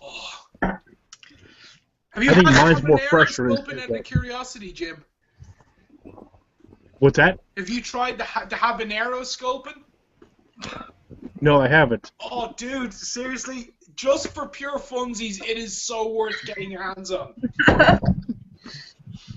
I'm definitely going to look for that. I do like a little spice. Yes. The grapefruit one, if you can put your hands on it, you will literally be like, if you don't make this all year round, I'm going to go postal up in this bitch. Justin, what are you drinking now, mate? Yeah. I'm still on the terrace. Oh. Yeah, I'm outside. No, it's a big old bottle, this one. It's not that big. But, yeah, well, Sarah's drinking it in there. She loves it as well. It's just incredibly fresh. It's got a real ginger accent to these hops. I don't know what these hops are that are in it. I know they're grown locally.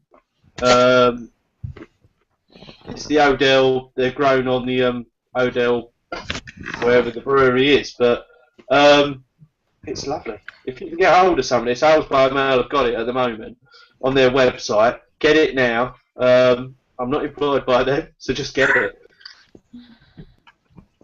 How about you, Clay? What are you drinking, mate? Snowball from, is it YN? Oh, yeah. Wayne Brewery. Yeah. Yeah, it's a reasonable sort of stouty sort of beer. Cool. Dina's back. Hi.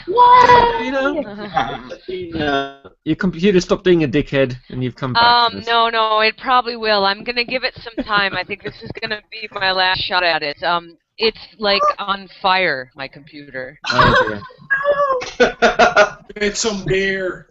It's probably the NSA, but That's Max. yeah. I heard that. Yeah. You don't care about Max. Oh, gosh, everyone be cool, okay? Oh, it's good to see you, Dina. Hello. Anyway, Rowan, what are you drinking now, mate? I Sorry. I'm drinking Belleville Chestnut Porter.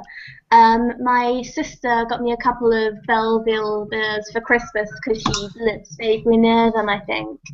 I had the 10 Surf before, which was quite light and quaffable. And yeah, the Chestnut Porter's it's nice. I was thinking it was quite roasty, and then I looked at the ingredients and it said it's got like roasted chestnuts in it, so that would make sense.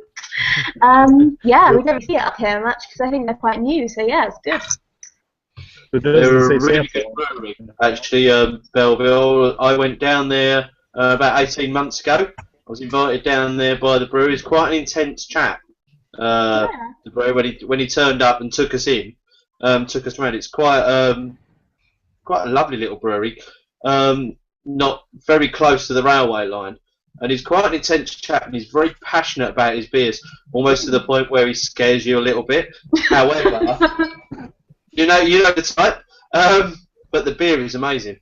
Must admit, Belleville, well worth a brewery to watch. They sort of came at they're about 2 years old now. They had 6 months of where they built up a reputation, but they've just sat back and their beers are just excellent, and they probably don't get the recognition that they deserve, I think. Yeah, this is the first time that I've really seen them. Yeah, I've had that Chestnut Porter. South London. Is this Belleville? South London. Belleville, yeah. Yep. SW12. The brewery's named after the road that the surfer and the other kind of yeah. These are people that had some kind of dispute with somebody else. Names? Bellevue.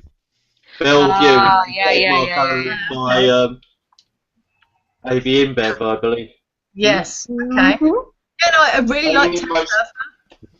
They were almost the original trademark dispute brewery. Yeah, they were, weren't they? Yeah. Yeah, they were. They from last year and continuing. No, that's good to know.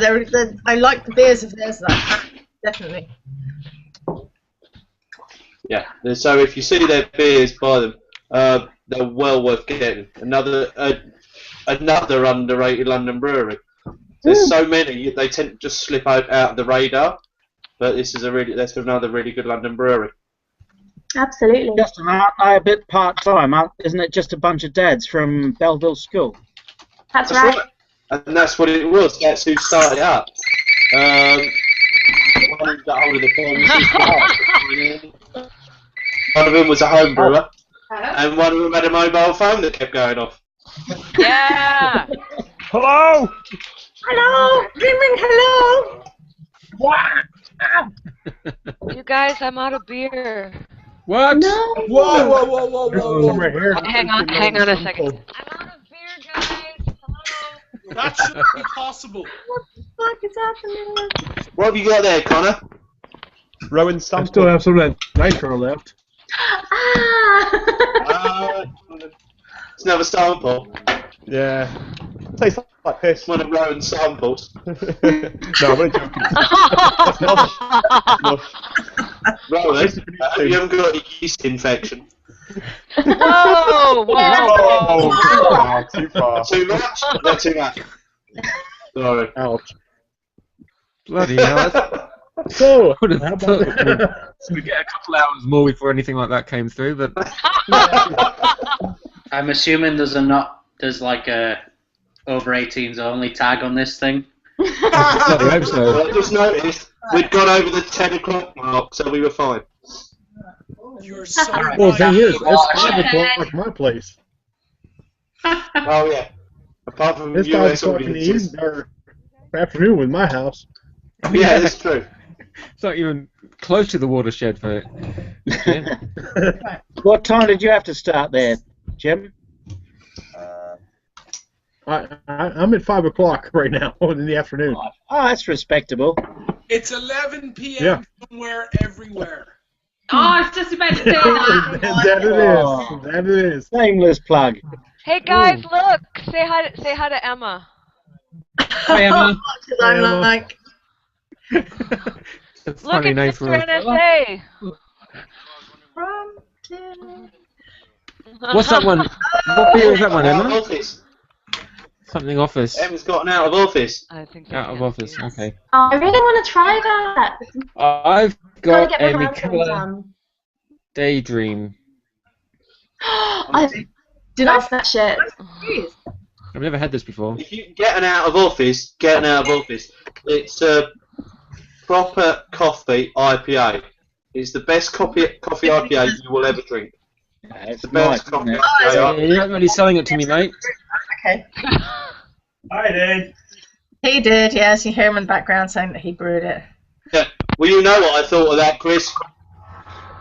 Yeah, he's in the background. Loved saying he's not really here. He's kind of here, but not really here.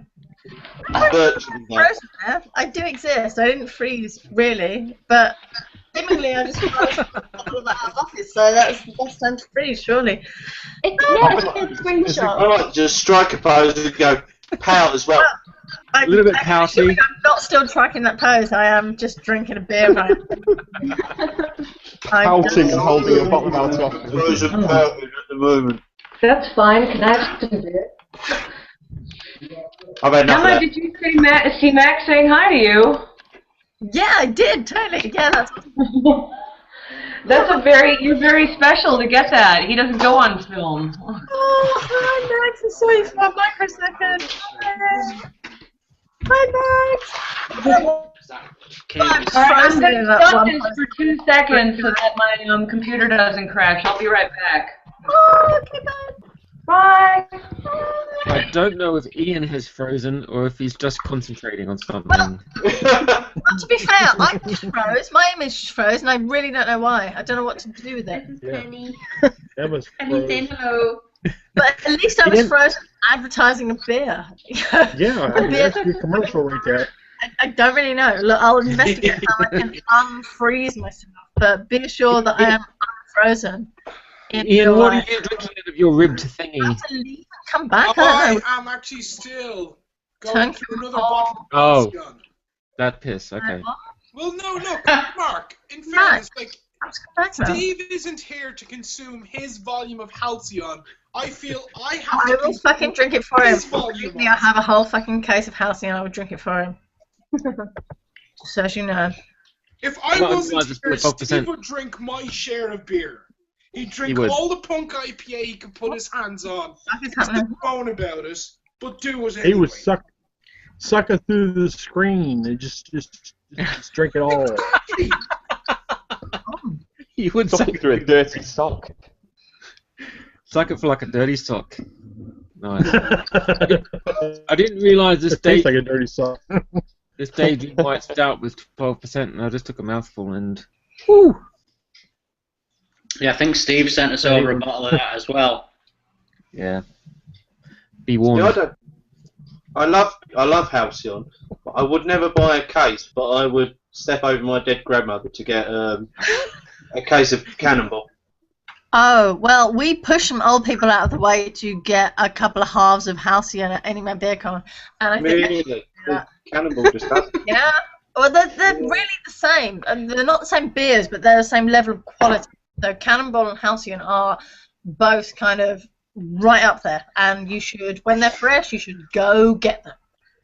Yep. Cannonball, I really, really like Cannonball, but like, I'm a human Cannonball gal. Not so much an unhuman Cannonball, but human Cannonball. Like, whenever I have that, it's just makes me so happy. You moonlighting at the circus again, Rowan? Bearded lady. Yeah. No, I'm Kind a of like bearded Mark lady when kind of we did girl. a Yeah. podcast with him with a human cannonball. Yeah. What's this shit? Sorry, Jim, what was that, mate? What? I just did. Whenever you did that unhuman cannonball, the season finale, the podcast. That was a good episode. I had fun that No, night. that was an awesome episode. What did you do with the webcam thing? Did you close it? Why did you close it? Why did you close it? It's like Hello, Christmas, Chris you know, and Emma, but what are it's you all on doing? webcams. I'm having technical issues. Please wait. Please bear with me. Please wait. The Higher Wire was my introduction to Magic Rock, and for me, that's still God. That's so long ago that scene. But that's still probably my favourite Magic Rock beer because See, it was my introduction to that. My introduction was Unhuman Cannonball. Good intro. Wow. Yeah. Which year? Could only have been better if you'd had like. Made for a good show. I drank a whole bottle in 20 minutes. I'm proud. Impressive. I walked into my front room after and started cheering to myself in front of my wife. Here for a good time, for a long time. She learned to shake her head and smile. I picked up the Highwire thinking it was an American beer in the House of Trembling Madness in York, probably about 2 months after the brewery opened. And I was like, what the fuck is this? And it was brewed in the UK. It was one of those, that was one of my epiphany beers, I think. In my beer drinking life, I think that was one of the beers that I went, shit, are we brewing beers like this in the UK? I couldn't believe it. I've got another question for everyone. That's not a question. Excluding ones that you have a direct connection to, what is your favourite brew at the moment? Siren. Computer. Okay, that's Justin answered. Rowan? Siren. Okay. Perhaps. See, it's really it's a toss up at the moment between Siren and Buxton because I'm loving what Siren are doing, but Buxton are just consistently so amazing. I don't know. I love them both. Probably Buxton at the moment. Last year it was Siren, but this year Buxton have really amazed me. Buxton are up in Yorkshire, aren't they? They're Derbyshire. the Peak District down the bottom of it. Derbyshire. That way somewhere up there north somewhere. It's not just up north. Don't When go it's north past the M25. Yes. of Watford Gap. North of Watford Gap. Yeah. Jim, how about you, mate? What's your favourite brewery at the moment? It's like if you guys can get a hold of or even find Fatheads, Okay. they make some great beers. I mean, they're up from Ohio. Mhm. But I do like Founders. They make some great stuff. There are just so many. I mean, being over here, just so much. Yeah, we're lucky hard to enough choose to we're lucky enough to get a few Founders beers over here. We get lots of Founders beers here, Mark. Yeah. You're just not looking hard enough. Or you just want to wait dog tap. I'm just talking about what I can get at Morrison's, mate. Oh, But I love Founders beers. Always great. Mark, it's okay. Go into Bottle Dog. You won't die or turn into a ball of flames. You know, when I've been walk meaning into Bottle Dog. Bottle Dog is like a 15-minute walk from my work, and I've been meaning to go in, and I've never been. Oh my God! Really? Meaning to go. One day. Connor, what about you? Mark, seriously, get to Bottle Dog. Yeah. In my own time. Connor. Best brewery, to kind of echo what Rowan said, Buxton have been brilliant this year. Their core range are fucking superb. That Axe Edge, and the like, and Wyoming Sheep Ranch is one of the best IPAs in the world at the moment. It's amazing. But Wyoming Sheep Ranches. Oh, well, it's and the constant stream of sours, of imperial stouts, of just different beers, just Colin fucking around on the kit. It's great. They're making some brilliant stuff. So, and Double Axe blended with Rain Shadow is the best blend of the year for me as well. So, try it if you can get a bottle of both. Oh, we're getting into blends now. How about you, Clay? Yeah. I'm mainly keeping my eye on Wild Beer Co. Yeah? Yeah, I just finished their Saison, and it's gorgeous. Yeah, no, they're making. I agree. I love Saisons. And I think that's only going to increase. The other thing, obviously, is Burning Sky. Of course. Okay, where are they based out of? Oh, outside of London, so All right. no Isn't it idea. by Brighton? It's Kent somewhere, isn't it? Yeah, it's by It's north of Brighton. I know that. Mm. Everywhere's Yeah, north of the Brighton. American. I'm in One in Edinburgh. the That's north of Sussexes, Brighton. maybe? Everything's north of Brighton, isn't it?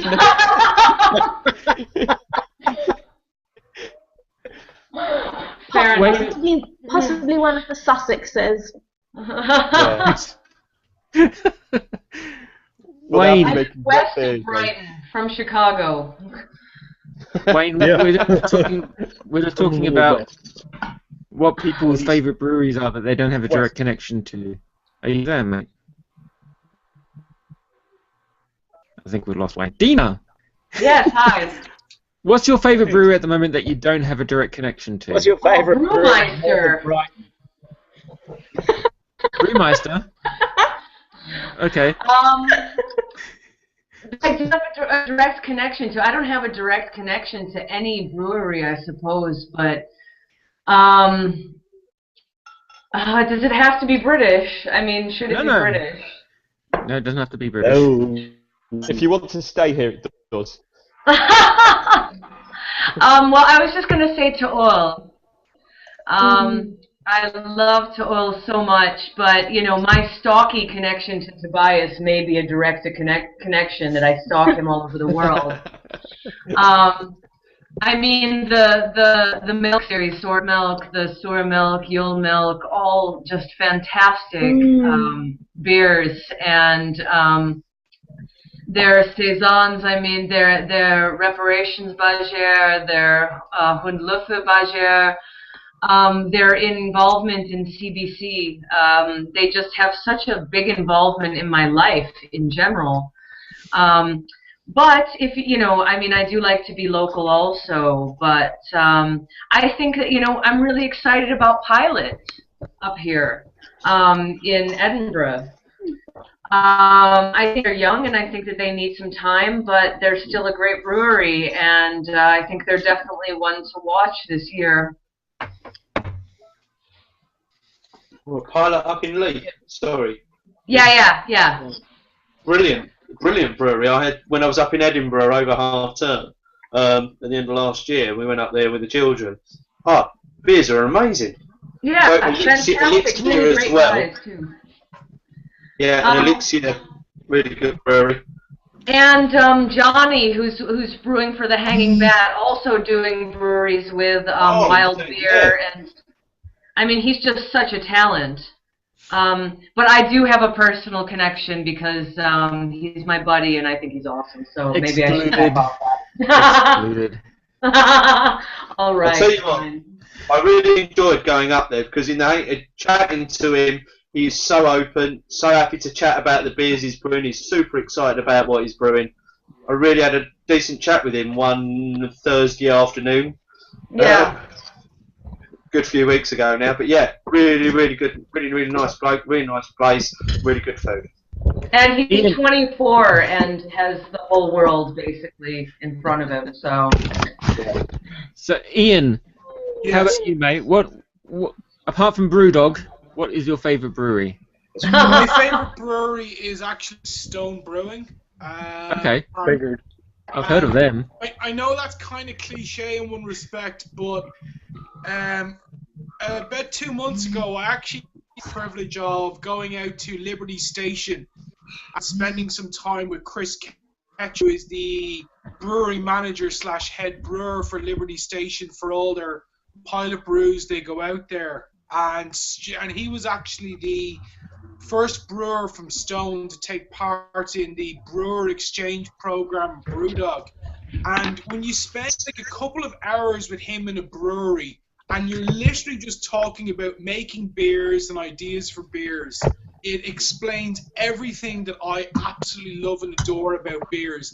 How something so simple can produce something so utterly wonderful that makes people happy, that makes people excited, that makes people feel a connection to something which is, again, simple yet can have so much complexity in it.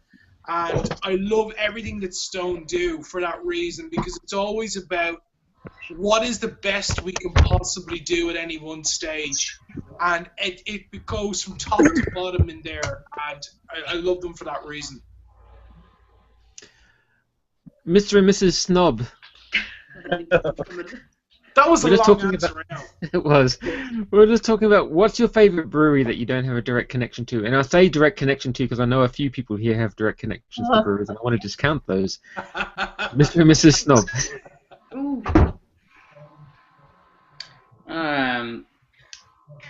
Like in an Irish context. Mrs. Snob is a popular woman. Janice has the phone, but I'll answer. Mr. and Mrs. Popular Snob, because your phone keeps ringing. That's probably the pizza. That's probably the pizza coming, to be My fair. phone rings like once a week. Yeah, our house phone is not like used at all, apart from when we order takeaway. But in an Irish context, my favourite brewery that I don't have a direct connection to is probably Galway Bay. The producers of Foam and Fury. They have currently 11 pubs as well, and they're acquiring more pubs. But what's even more exciting, they're bringing in a distribution arm as well. But the plans that Chris has for their Oh, hello, doggy. Takeaway that's arrived. Yeah. Oh, more dogs and cats. Bring me your pets. I need to see them. I need to see them like snuggling up to beers and licking beers and stuff as well. Can I see that, please? They just said their takeaways arrived, and if that's their takeaway, it's still alive. Oh, Justin, that's terrible. Yeah, I know. There you go. So Galway Bay for you, Wayne. Sorry to interrupt. I think we've lost Wayne and Jan again. Oh, Ah. there's cat. Oh, Mark, show me your cat. Oh. Oh, cat. This is George. You don't like being held. So, Emma, what brewery that you don't have a direct connection to, either is by you or by your other half, may I add, is your favourite brewery? Off the top of my head, I would say Judicil, who are a... Shut your fucking face, you're not even involved. You tell them. Shut your face, you didn't even listen to the question. Put him in his place. Sorry, the answer would be he's just playing his Xbox with his headphones on, he's not even listening to the question. No, my answer still stands, Judicil. So Judicil are in Montreal, and they do a lot of their beers are kind of Belgian style beers, but they basically brew every single different style of beer you can imagine. So they brew old ales, Scotch ales, pale beers, dark beers, light beers, all kinds of different beers, and everything they brew they do incredibly well. They really do everything well. They are amazing, DCL. Oh. They do some fucking crazy things. They do some really far out things, but also they blew our minds last summer. The collaboration between them and the guys that do The Alchemist, the guys that do Teddy Topper. Yeah, Morality. Oh, that blew our minds. That was a fucking amazing IPA. Everybody here was there at Clapham Junction Brewdog, tried to drink the keg dry, and we maybe almost got home that night, but we kind of lost our way home a little bit. That was an amazing beer, really, really amazing beer. I would say they're fantastic because they do lots of interesting things. They do some kind of straightforward beers really well, and they do some kind of really out there beers really well as well. So I would say I love Judicil. I'd love them. I'd like to go and work for them. Okay, we have a question from Twitter from our old buddy Miles Lambert, and he asks, what is the best beer county in the UK? What's a county? State, basically. Yorkshire, if you take it as an encompassing whole. bit, really. But the thing is with Yorkshire is they're weird with the boundaries, aren't they? Yeah, I know. It's a little bit tricky. What do you think, Justin? Even as an Essex boy, I will have to say Yorkshire. I mean, whether it's like in say Aberdeenshire, north, west, east, whatever, Yorkshire. It's a tricky grid, but yeah, I think maybe Yorkshire. Jefferson. How many breweries are in Aberdeenshire, Ian? What? Where are Buxton and Magic Rock in the same one? No, Buxton is Derbyshire, and Magic Rock they're in Huddersfield. So what fucking county is that? I don't know. Somebody who is from the north, not me, who was born in Runcorn.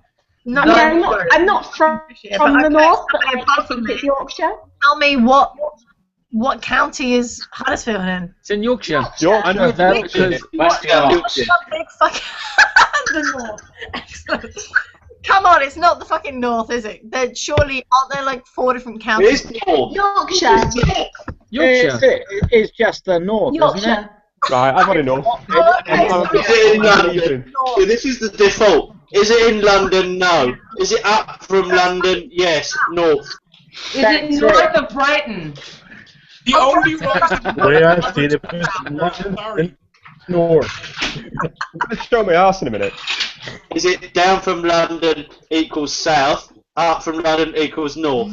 There are no other geographical delineations. Sorry, yeah, you're right. It's just north or south. That's the way I see it right here. Okay, Simo from Twitter asks... I've got a Belgu Majus 6.6% Belgian 4 grains beer in the proper glass. Proper glass. Simo from Twitter asks, is Dorset the worst county in England for beer? That's a wanker. Thank you very much.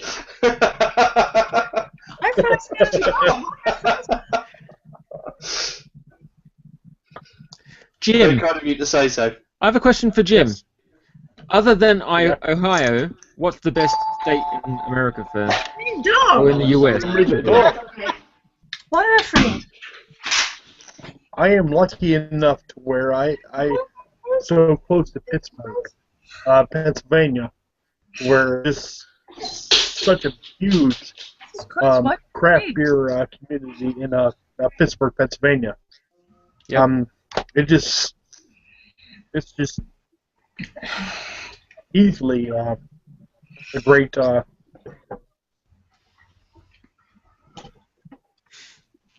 Not California, then. Good. No, I'm too far away from California. Oh, California. I don't know. I'm just so far away from that. But the East Coast is just, to me, you know. What beers have people... We have one advantage over you Americans, insofar as we don't have to worry about exporting our beers to different counties and states. You can take them wherever you bloody well like. Yeah, the states are so different. I mean, I can't go to a regular store in Pennsylvania to get a beer, but in Ohio, I can easily just go to any store to get a beer. Yeah, dude, I used to live in Philadelphia, so trust me, I hear your pain. Yeah. Yeah, it's crazy. In fact, you know what? When I first moved to Philadelphia, my actual first beer wasn't even bought in the state. It was actually bought in... I went over the border into Delaware, into a Walmart, and my first beer was a 6-pack of Sam Adams. Yeah. I just happened to be in a Walmart one day in Pennsylvania. I'm looking all over the damn place for a damn... Where's the beer? They said, oh, we don't sell it. You have to go to the liquor store and get it. Yeah. Oh. I was lucky. I actually lived so close to the Delaware border. I could actually just constantly go over, hit their liquor stores, and hit their Walmart to get my beers. And it was all good. Yeah. Yeah, now I get my beers from the Kroger's. Is there any other way to get beer in Pennsylvania? There is other places that are starting to sell in the starting. Most places in Pennsylvania you have to buy it by the case. Ah. Pennsylvania. But in Ohio, Is it I mean, just I'm one- lucky enough to where I can get it. When I lived in Pennsylvania, I got the distinct impression if they could make it a dry state, they would. Yes. But it's such a huge craft beer place. It's just so huge in Pittsburgh. Right, what beers have people moved on to? I'm still struggling through my day drink. This is 12%. Fucking hell. I've got Fathead's Headhunter for IPA. I've gone down the ABV chain. I'm now on the Colonel London Sour Raspberry. Oh, lovely. Nice. I'm going to look at the camera in a second. I'm keeping my my shareholding strong, Mark. Drinking your own bathwater. Still drinking Yeah, this. It's great. Oh my James god. and Martin right now are like, you know what, we love this guy so much. He represents for us so hard. And Rowan, are you going into your sample jar again? Infected. Very This good. one's Dark Matter. It's a Imperial Black Goza. So yeah. Ooh. There you go. That's I have a bottle of this as well, Interesting. just to show off. Rowan, I want some of that now, in the face hole, all of us. We'll ship some over to you, mate. Have you had the Siren Black Goza. Black Goza? Have you had Not the yet. Siren No, I Black really Goza? want to get my hands on it. Is it them in Stillwater? A black Yeah, Oza. it's fantastic. How about you, Connor? Still on the Chorlton Brewing Co. calibration sour. It's Very good. not a plug. Just Rowan gave me a couple of free beers the other day, and I'm enjoying this. You're Yeah. drinking Rowan samples as well. Very good. Yeah. Okay, Yeah. as long as you're friends. I'm not fussy. It's fine. Jim's on the Fathead, and Clay is on the Colonel. Good. Rowan, My friend. is there any chance of us seeing these down in the south? Yes, definitely. Hopefully within a month or so, we'll be sending a van down to London. Where in London would I see them? Just a ban. Beer shops and pubs in central London. I can't say anything else yet, but beer shops and pubs in central London, South London. South London, anywhere I know, though. Did you approach anywhere that I know, for example? North of the river where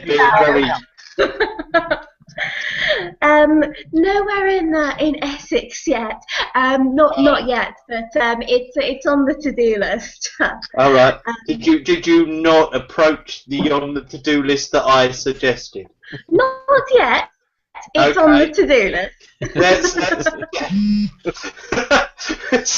Speaking in code, almost. Yes. Yeah. Let's move back. But if anyone is in South London, sort of at all, the Hope in Carshalton has got some cakes of Chorlton. So yay! Yep. Yes, but I told you how That's more long Surrey it than takes South me London. to get to the Hope in Carshalton.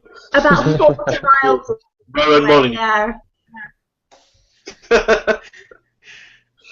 So I'm drinking the Bellevue beers at the moment, and if you can get these, and if you see them, every one is well worth drinking because they're all stunning.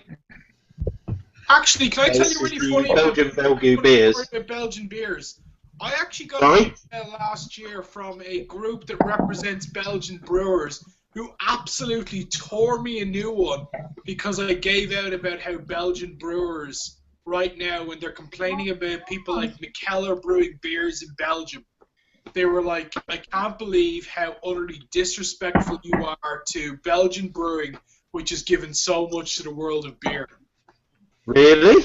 Yeah, I got torn a new one by the brewery representation body of Belgium.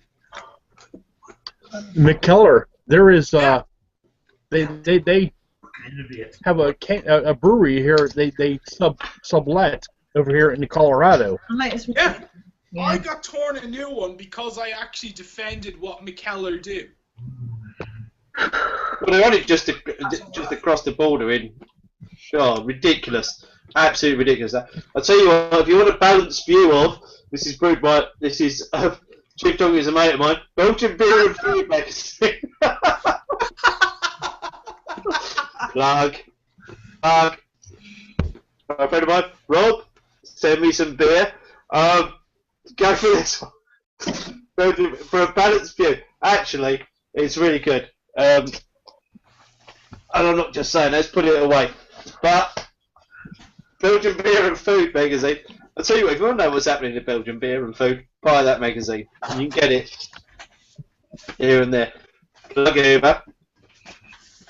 Yeah, what happened was I'd actually written this post where I was actually explaining what people like McKellar do when they come into somewhere like Belgium and they contract their beers there. It's because they believe in the quality of the beers that are produced, and that in no way does it detract from what the Belgians have actually contributed to brewing in terms of a European and a global style scale, and that it should be welcomed when someone like McKellar decides that they're going to brew their beer in Belgium.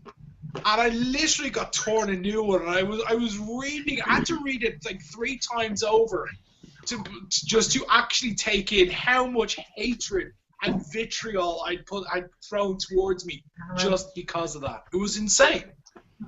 See, that's really interesting because it's well known that McKellar, for some of his beers, just sends the recipes over to the breweries to brew. Yeah, that's literally does. He just sends them a recipe and goes, you follow this is your hop schedule, this is your malting schedule, get on with it, go brew it. Yeah, and I don't see why this is a problem, because the beers are amazing. The same as Evil Twin, although from what I hear he does... Hello, there was a Chris. Hello, Chris. I'm just going to correct Ian on the McKellar issue. Sorry, Ian, I have to butt in here because it's not about McKellar. It's about the Belgian breweries who are pretending to. No, pretending is maybe the wrong thing to say. McKellar state very clearly on their bottles where they brew. It's all about sort of a lot of Belgian breweries that are opening up microbreweries and people who are contract brewing in some of the Belgian breweries, trying to sort of on the fact that they're Belgian and that Cantillon and various other breweries are upset about this. It's like, you need to fucking wise up. I'm upset that they challenged you on this because I think that's absolutely wrong. McKellar are not a Belgian brewery. No, take that.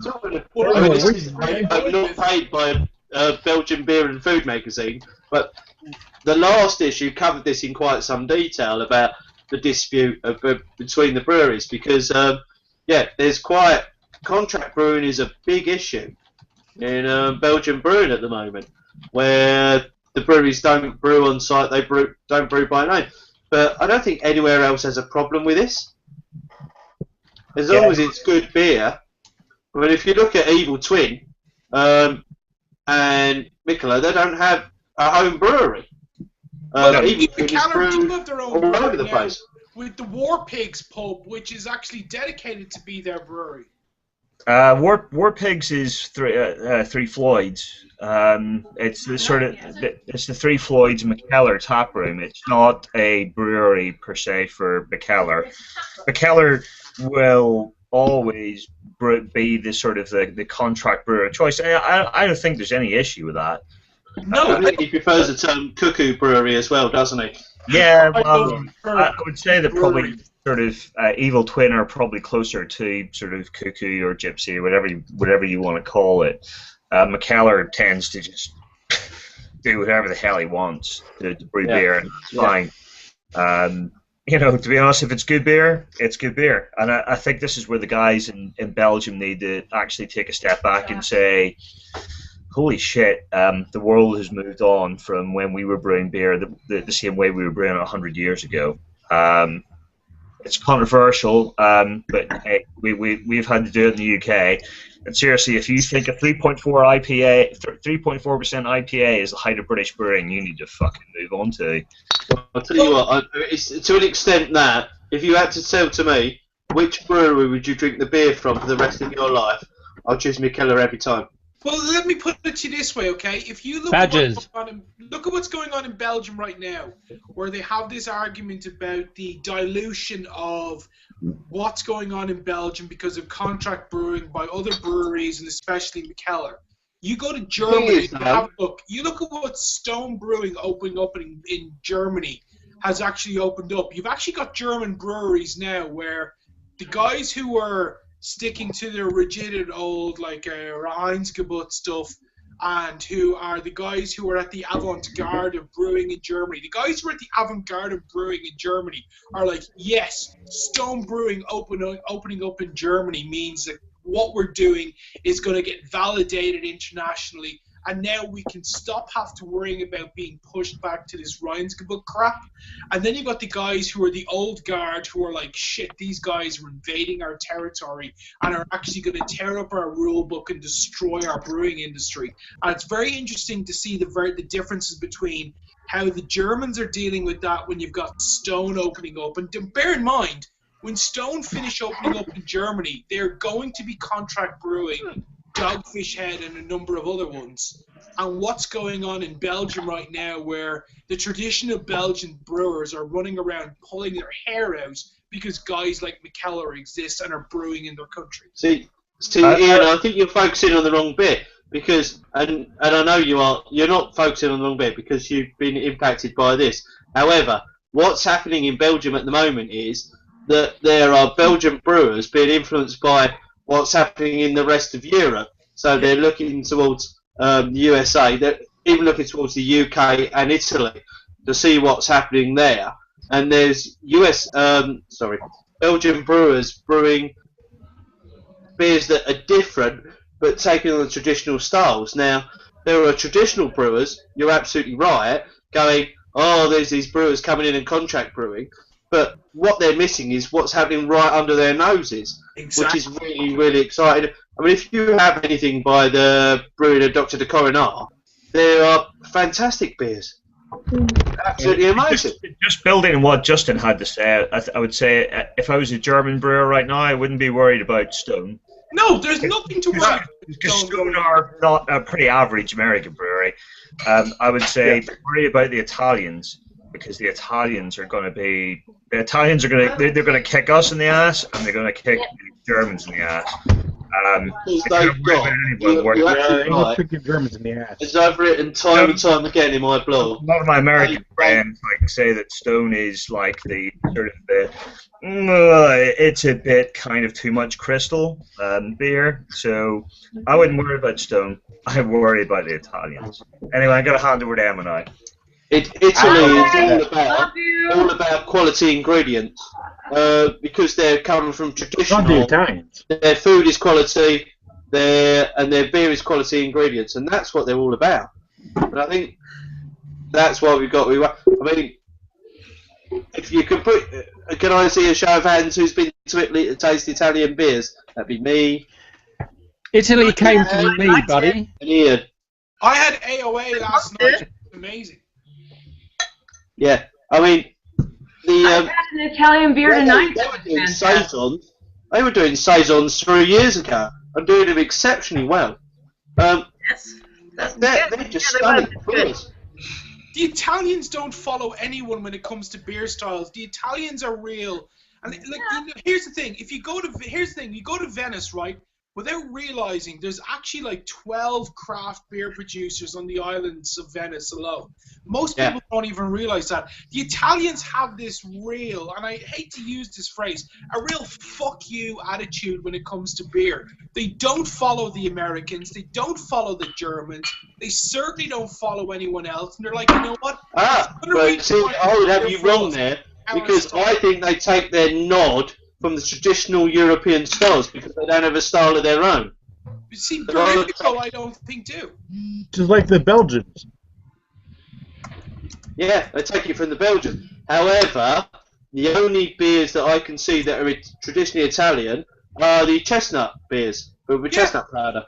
Exactly. Go to the north of Italy, chestnut beers are actually so common in the north of Italy. Yeah. They're making the stuff up as they go along. They don't care. Exactly. This is my point. Yeah. They don't give a shit. Yeah, but they have probably got the best ingredients in the world to work with. Oh, yeah.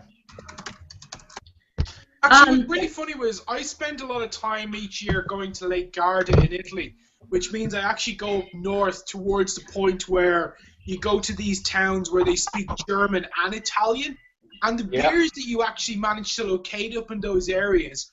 In number one, it's hard to actually even say that when you go to a place that's a German beer house, that the beers are particularly Germanic, but it's also hard to say that the beers are Italian-esque. They have this real beautiful hybrid going on in terms of their flavors of their beers, and it's so unique, and I think it gets missed an awful lot. I was in Rome. I want that. I seek out those German and Italian beers. I need to go on holiday and suck those. Well, go up north. Go to Lake Garda. You'll actually Rome is an astonishing place to go on holiday to. Go to the Paladin, the Beer and Food, the football bar there. Oh, honestly, they're pulling out some serious stuff. Some serious stuff there. And if you go and chat to the people working there, they're so excited about what they do. It's outrageous. They want you to actually just drop. And if you tell them you're a blogger, they would just want you to drop everything and brew with them. It's amazing. I've noticed that with Baladin, actually. The guys in Baladin are so ridiculously gregarious. Like, you sit down and you talk to them for 10 minutes about beer, and it's like talking to a 12-year-old about, like, Transformers or Ben 10. It's amazing. They just tend to give you stuff as well. Taste this, drink that, take this home with you, have this bag, read this book. Amazing stuff when I was in Baladin in Rome. Astonishing. Yeah, I love the guys in Baladin because their passion it's ridiculous. It's literally like someone took a big bag of Colombian marching powder to their enthusiasm for beer. It's amazing. I've never experienced that with any brewery. Hey, Mark, I said I was going to send you some questions. I didn't get around to it. I've got one question that I'm really keen to ask everybody. Can I just kind of steamroll over everyone and just ask a question? I'm just doing it anyway. Okay. We all argue about styles, different styles of beer, and that's not quite what I want to get into. I'm kind of working on a blog post at the moment about black IPAs. And there isn't a particular, there isn't actually a style guideline for it. So there's no particular style that would tell you exactly what it should taste like or smell like or exactly what ABV it should be or whatever. And anybody who has homebrewed a black IPA and entered in a competition will realize that there isn't actually a proper particular there's not a particular category you can enter it in. It was originally you could enter it in a speciality, and now suddenly there's this other IPA category you can enter it in, but really that's quite meaningless. I don't know if Connor knows anything about this. I don't know if you brewed one and tried to enter it in a competition. We certainly we brewed one, we entered it as a speciality, and that was okay. Anyway, my point is, if anybody actually likes them or dislikes them, I would just like people to say what it is they like or dislike about them. If we could just kind of go around everybody, and I'll just like force that onto you, Mark, as to compare. We'll start with you. Do you have any experience of black IPAs? Do you like them, dislike them, you're ambivalent about them, you don't know what they are, whatever? The first experience I had with black IPAs was the Thornbridge Raven. Yes. Which I found was gorgeous. Yes. Generally, I quite like them because I think they take off the dickheadish hoppiness of an IPA. You get that nice dark malt. Okay. What I would say, How Mark. do you define dickheadish hoppiness? Halcyon Cannonball. Can we just wind back a little bit?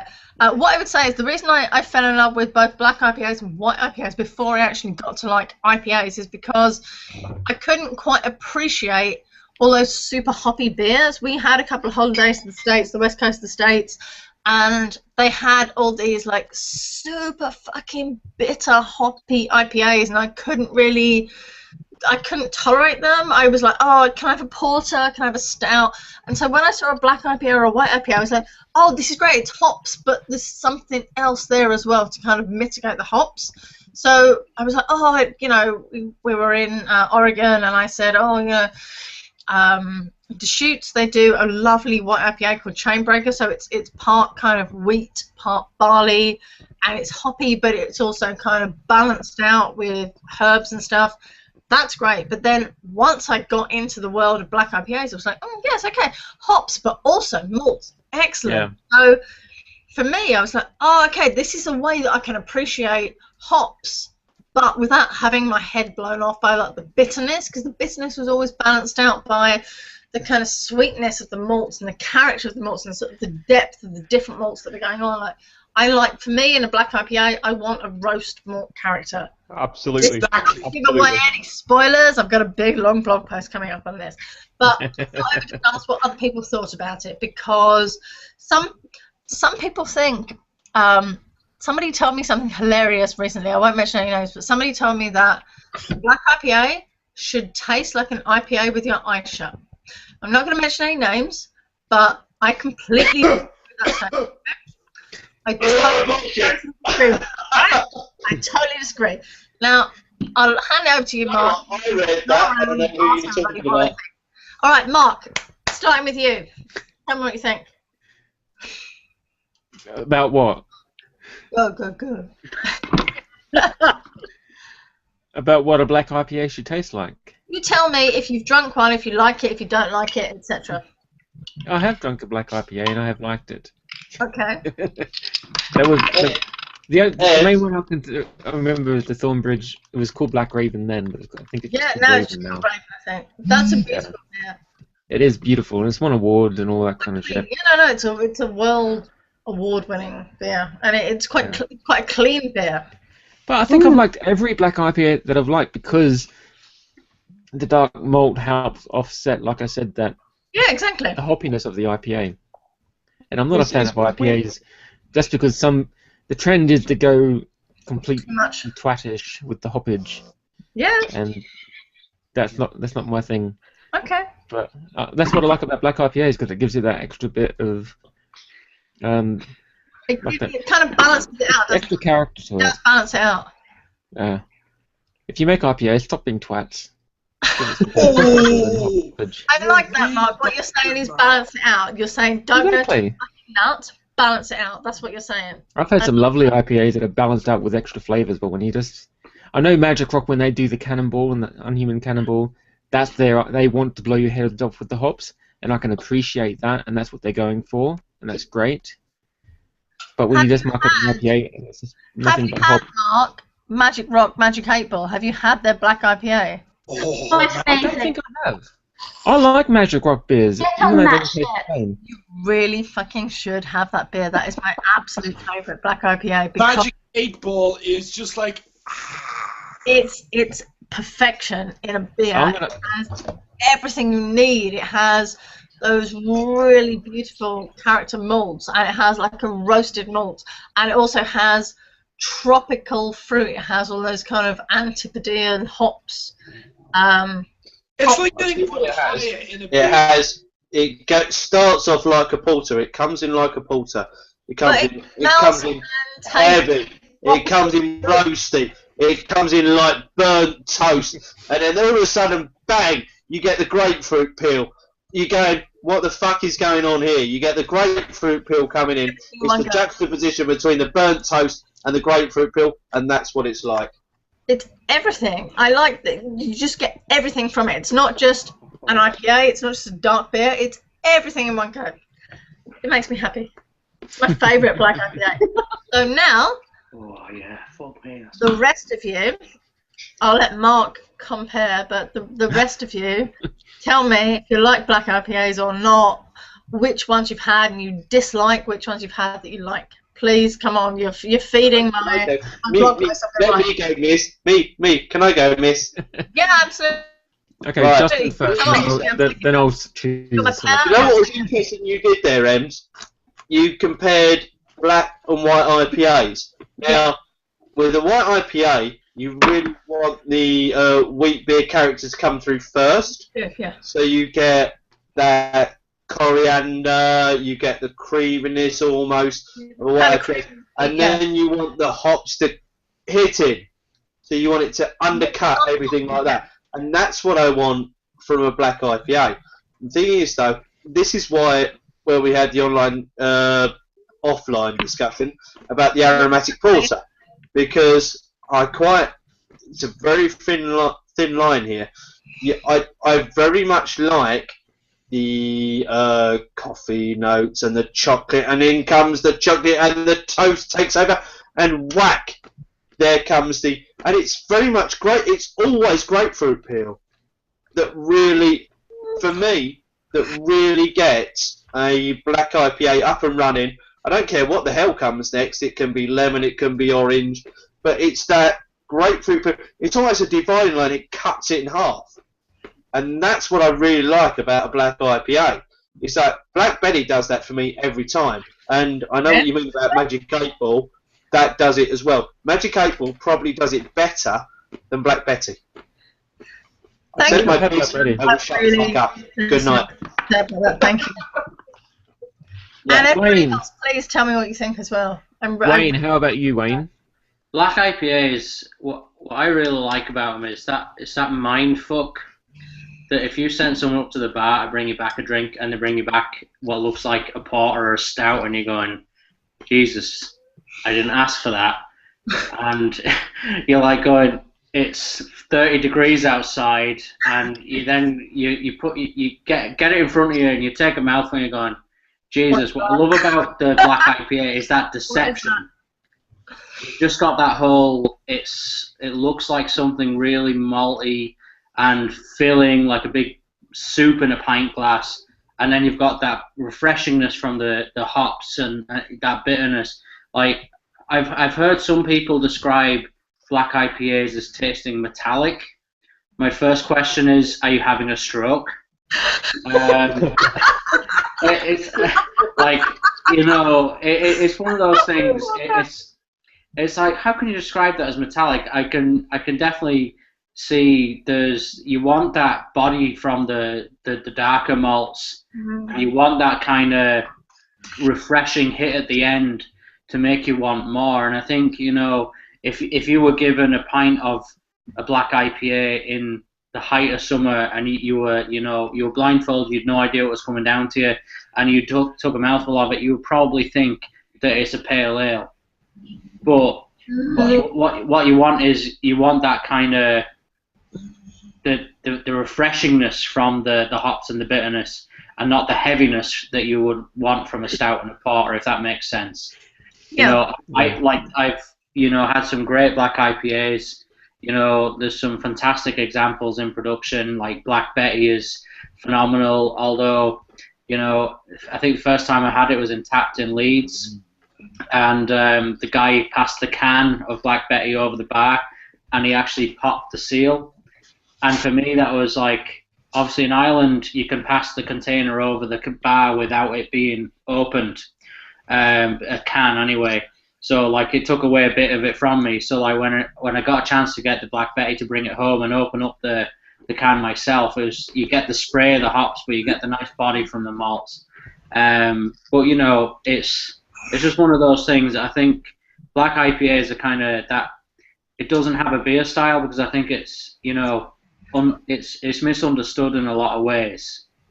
But I really enjoy black IPAs myself. How about you, Jan? I've actually only ever come across one that I really like, and that's from the Black Kinsale down in Cork.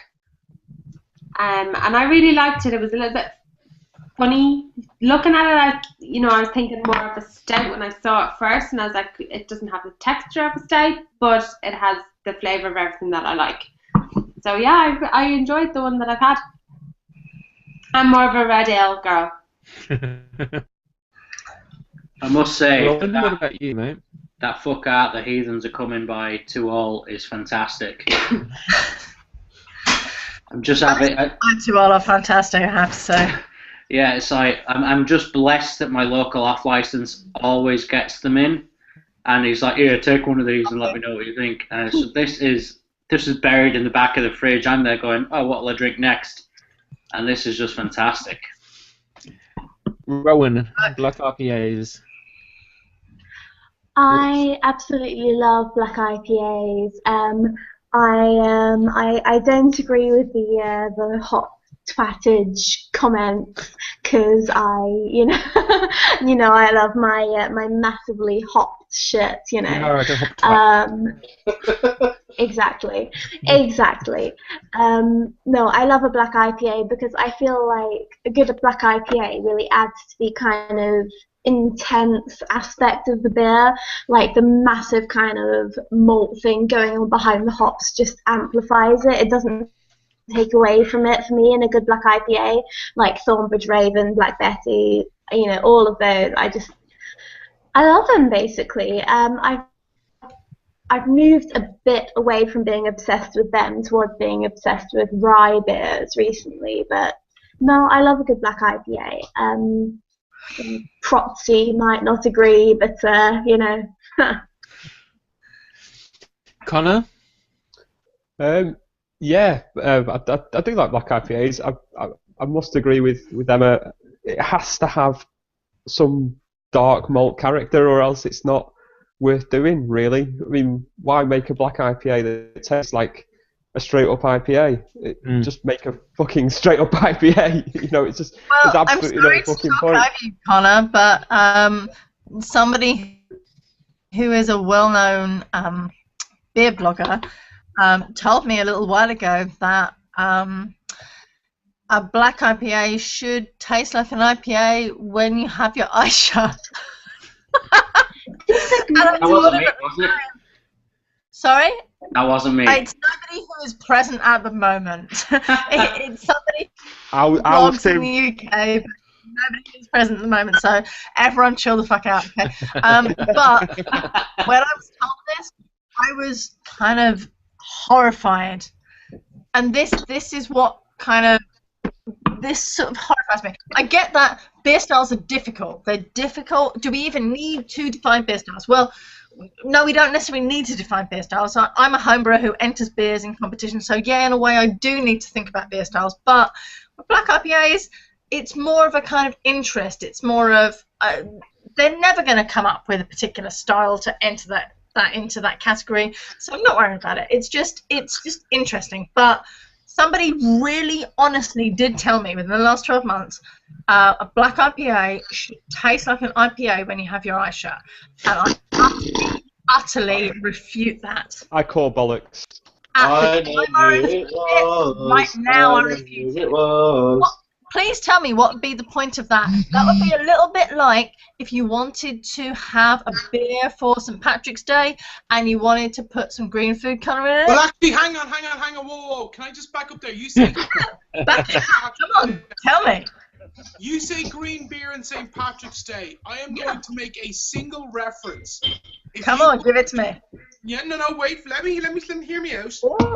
I'm listening. If you go into Brewdog Season 2, there is a green beer that they actually do with a food company who are based in Boston, where they actually take this like a green chlorophyll extract, which is actually taken through like scientific cooking methods.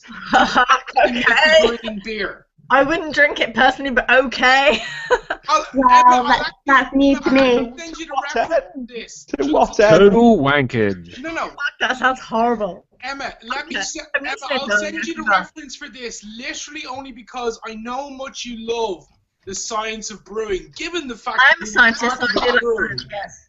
But when I send this to you and you look at it, I guarantee you the first words out of your mouth are going to be, What the fuck? All right, yeah, I do have a lot of friends in the States who talk to me about green beer, and we're all a little bit like, what can I'll send you a DM with the reference later Oh, on. no, do that. No, I am interested, but I have friends in the States, and we all like beer, and I have friends in the States who are like, oh no, it's green beer. Okay. No, but how they actually get the green for the beer for this, when you actually see how they do it, your literally the words that will fall out of your mouth will be, holy fucking... I'm horrified already. I am horrified already. I don't want to know. I'll look at your link, I really will, but I am fucking horrified in advance, okay? I know you'll be horrified. Let's finish off the... If you don't come back to me and go, I am fucking horrified by that, I'm gonna though, sorry, I will do that. Guys, let's finish off the black IPA question. Thank you, Mark. Clay, do you have any input on the whole black IPA? When I first started drinking black IPAs,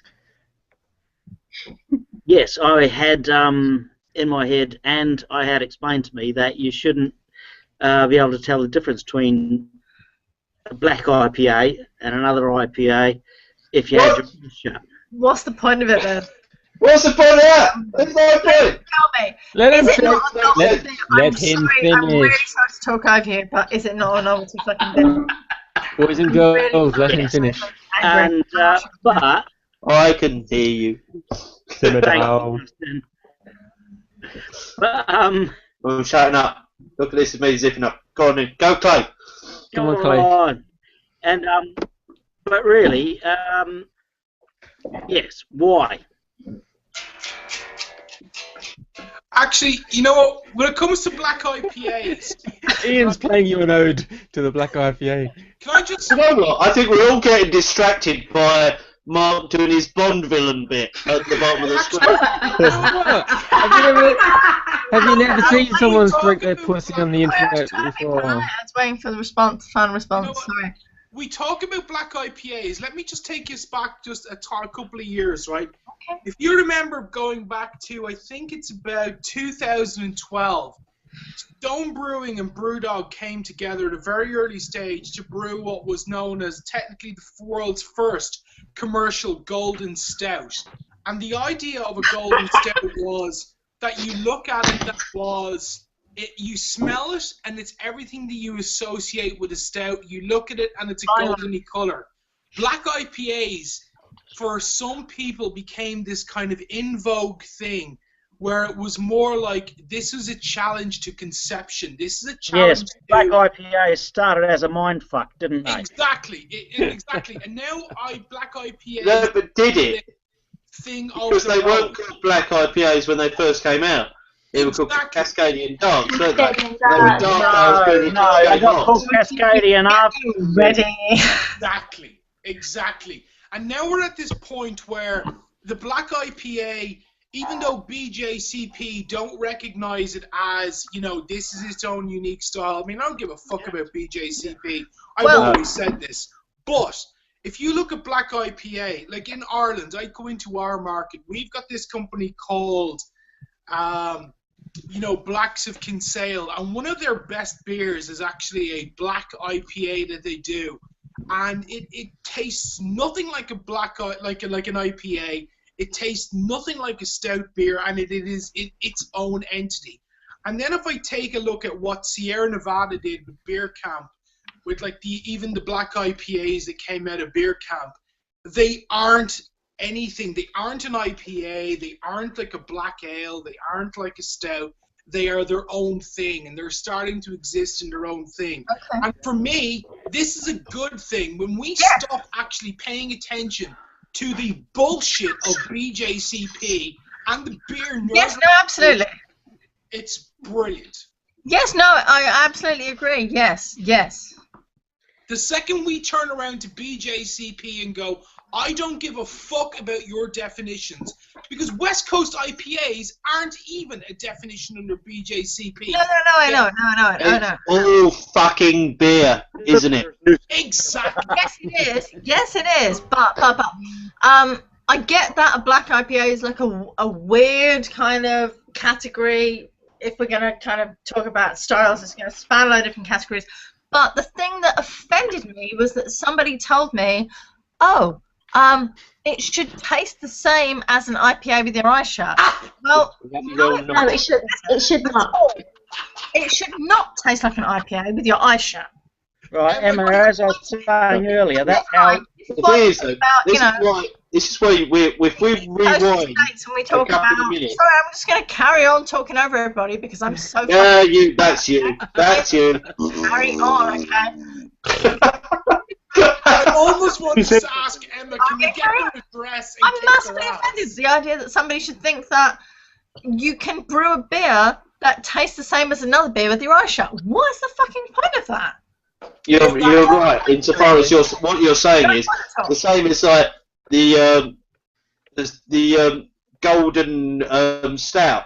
Whereas if it smells like it, it's a stout, but it doesn't taste like it, and it doesn't feel like it on your tongue. It's not a stout. Stout is a robust porter, a very robust porter. That is the definition of a stout. It's not the aroma; it's the whole beer. Justin, did you have the stone beer that was released recently in the UK? The one that calls itself, what is it? Stochasticity or something, you know? Yeah, the Stochasticity Project Golden Stout. Have you had that, Justin? No, I haven't. Oh, okay, I didn't know if that's the one that you were talking about, where it's kind of... the one I'm talking about, but it's because I've heard about it. Because, this smells like a stout. It must be a stout. Well, it doesn't taste like a stout. It's a gold nail. It's a gold nail. It tastes and it feels like gold nail. It fought with itself. It was not good beer at all in my mind. Smelled and tasted. I actually agree with that, Emma. I totally agree with that because I actually had the original version of this, which was a small little, really stupid project between Greg Koch, Martin Dickey, and James Watt from Brewdog, going back to about 5-6 years ago, when they actually did it, when James actually used to turn up to interviews wearing fucking Dickey bows in his glasses. That's how far back I actually remember this beer. And I know someone who recently got to try the Stochasticity beer that you're talking about, and they were like, okay, I understand what they're talking about aroma-wise, but taste-wise, you fought with itself. Yeah, it's bullshit. Basically, the aroma and the taste. You're absolutely right. It is bullshit. Because there's two types of beer. There's good beer and there's bad beer. And it's as easy as that. Okay. And that's the beer debate sorted. Let's move on. And get another beer. No, sorry. I must just say about... I will come back for you, I must just say. Come on, hurry up. Black IPA founder. So, white stout. Yeah. November 2011, I think, I had Durham's white stout when it launched, and they did like a massive sort of Twitter launch, Twitter tasting, and yeah, that was really interesting. But I mean, I wouldn't have said. I mean, because obviously they were using stout to mean like, oh yeah, it's like a strong beer, you know, old school, meaning of stout. Was it a good beer? It was actually a good beer, yeah. Therefore, it's valid. It is a good beer. Valid. Exactly. I would love to try that beer, Rowan. That's something that's on my list. I really want to try that beer. But traditionally, stout does mean strong. They're still making it, yeah. One thing I'm going to send you is going to be the Black IPA from Kinsale. Sorry, say again? One of the beers I'm going to send you is actually going to be the Black IPA from Kinsale, because I guarantee you, the second you have this, you're going to be like, holy shit, that's actually what a Black IPA is supposed to be. Oh, okay. Level up from Magic 8 Ball. No, I've had Magic 8 Ball, and Magic 8 Ball is insane, but when you strip back, you're a brewer, I know this. So when you actually strip back, if you're going to brew your own Black IPA, and you're thinking to yourself, I want to take it back to the essence of what I think when you look at what a Black IPA is. When you have Kinsale's Black IPA, you'll be like, holy motherfucking shit. Wayne will back me up. He's had this beer. He knows what it's like. Okay. It is great. It is great. There you go. You see? Is this the beer you're talking about? That's it! That's it. Okay. I'm gonna put this in the fridge right now. I'll chill it and we'll drink it now. And it's so much better than theirs. Compared to their other beers. I'll try it. We'll drink it right now. Well, chill it a little bit. See, I don't think there's any right answer to the whole black IPA question. There isn't. There isn't. This was the point I was trying to make, where I was just saying, I've had this conversation with other home brewers and other brewers. There's no right answer. What I was saying was that the Magic 8 Ball, with the tropical aroma and the flavour and everything, that's my personal preference. I wasn't suggesting that that was the right answer or anything. I was just saying that that's... Oh, hello, Dina. You see, that's... Hey, Dina. And Max. You see, that's the problem, Emma. If you ask anyone in the subjective, UK, that's all. Emma, if you ask anyone in the UK about black IPAs, okay, the de facto go-to answer tends to be Magic 8 Ball. And the reason being is... Good answer, frankly. No, exactly. I think that's a right answer. But if you go to the US, right, and you say to someone, you know what, can you suggest a really good black IPA? I guarantee you one of the two beers that you get suggested to you is, number one, it's either Subliminally Self-Conscious by Stone Brewing, or number two, it's number 13 by Sierra Nevada from Beer. So yeah, the Stone one is okay, frankly, but the Sierra Nevada one is like, okay. The Sierra Nevada one is like someone pounding the shit out of your head. One of the points I want to make about black IPAs is that it is really subjective, and it really is what you prefer. We had a little chat about it this evening. We're at Beavertown with some beer bloggers and brewers. And I had a chat with Andy Parker, who is Andy Parker, Lucid Brewery. He's very controversial. Oh, Andy Parker, he's so controversial. So controversial. Controversial. And I had a little chat with him, and he was like, yeah, Magic Rock, Magic 8 Ball, Beavertown, Black Betty, but he was like, oh, yeah, also Thornbridge Raven. But, you know, that's Andy. He is a marvellous brewer, and he wanted everyone to know that Raven, yes. Can I say a thing? Please say a thing. Please. I went for the Geronimo on Chris Hall's recommendation, and it is fucking awesome right now. It's fucking brilliant. Had it last week. Yeah. I hate lots of things lined up here. We've got but I love Geronimo. It's so good to have you back, Dina. I've got the Dark Horizon. What do you think about black IPAs now that you're back? Please tell me. Oh, well, insult to history, obvs. If you tell me that you like them, dislike them, particular examples that are good or bad, that would be awesome. Okay, I love a black IPA, and I think Tempest does amazing black IPAs. Okay. Is it False Provenance, the name of their black IPA? I'm sorry. I'll write it down, alright. I've recorded it, okay. And I'm really drunk. That is fantastic.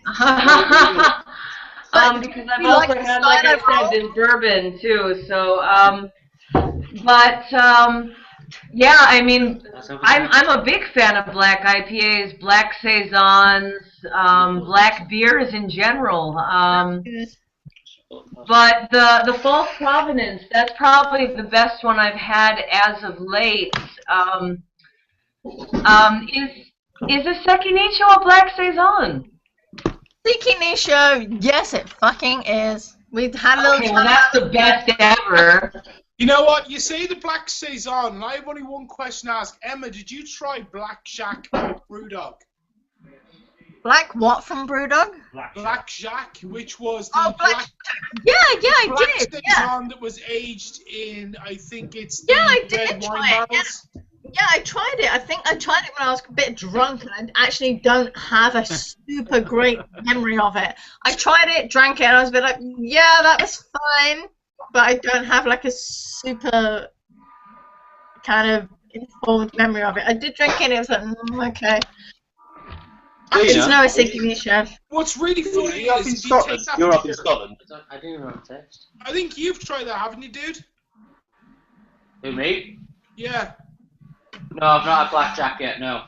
Ah, shit, okay. What happened was they actually took these two beers. They got Black Shack and then they got Everyday Anarchy. Everyday Anarchy was this like kind of a white saison. That Yeah, it's meant to be like a white bite. Yeah, it was done in the white wine. Yeah, I loved Everyday Anarchy. I thought it was an amazing beer. Yeah, Everyday I Anarchy. really like the Everyday Anarchy. Loved it. Yeah, and then Black Shack was its actual, like, its black equivalent. Oh, which right, was done yeah. in this red wine barrel. And it Didn't have that. literally...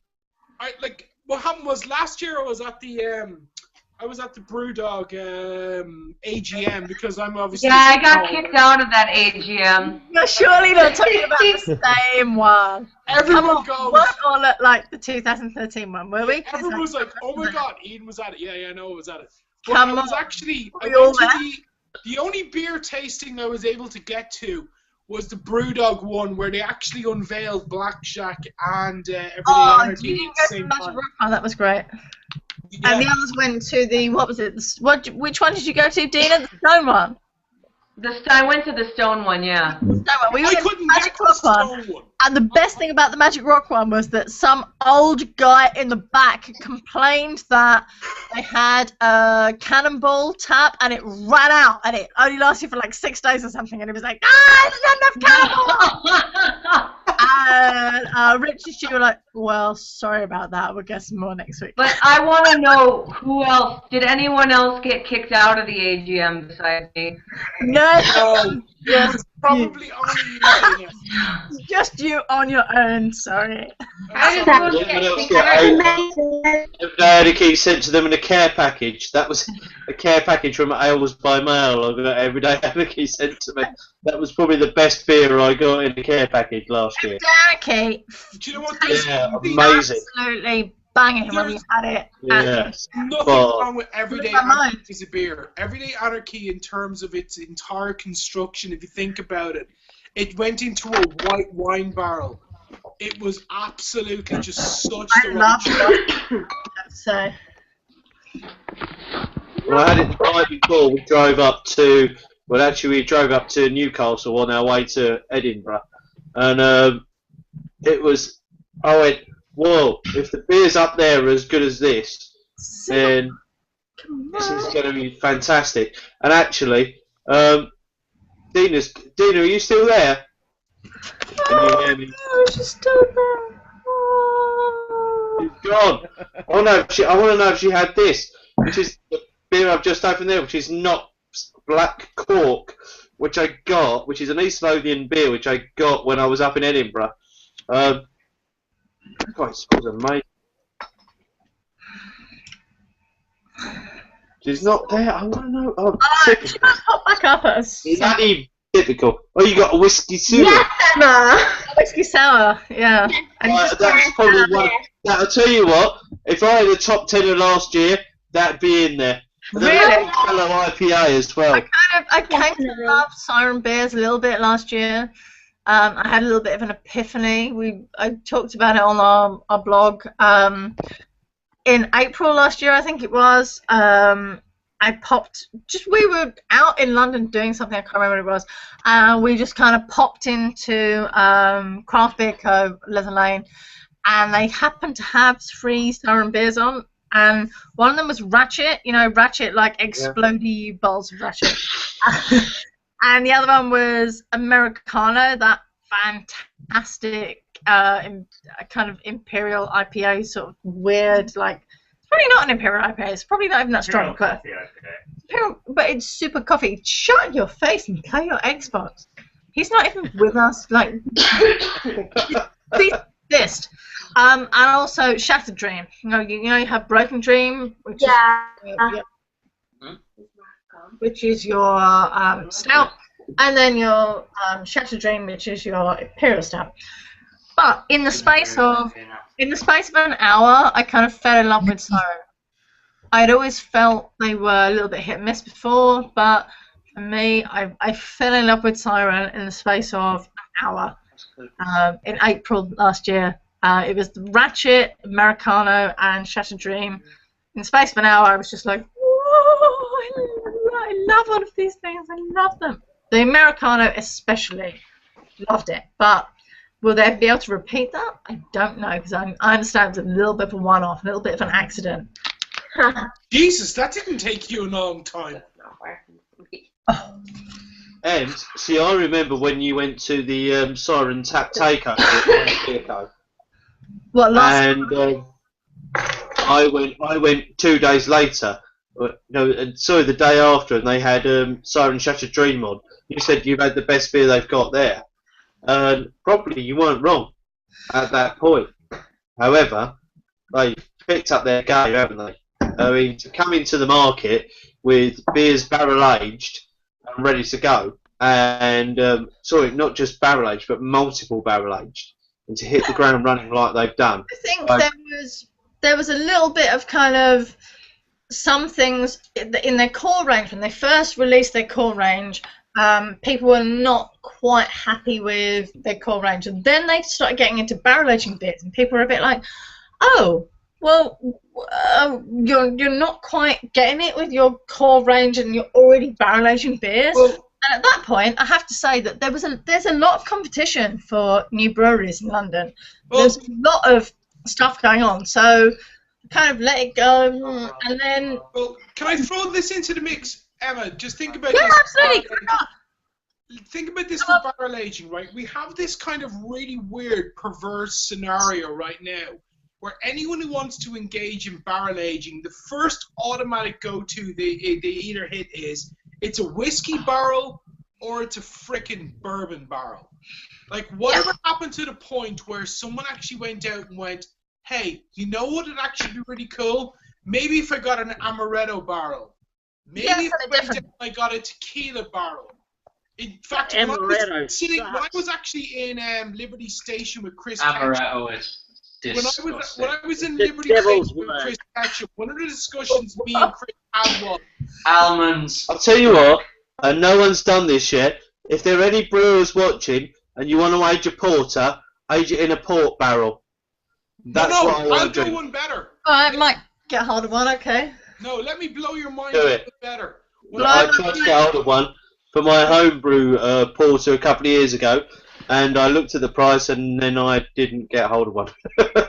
No, let me take you one better. Do you remember Crime and Punishment by Stone Brewing? Yeah. Rings a bell. The chili beers, right? Myself and Chris Ketchum were standing in the middle of Liberty Station, and one of the things that Chris and myself are talking about is getting our hands on a Tabasco barrel to actually try and take one level You up. want a what? You want a Worcester sauce barrel? Wow. Worcester sauce and an Imperial Stout Worcester sauce.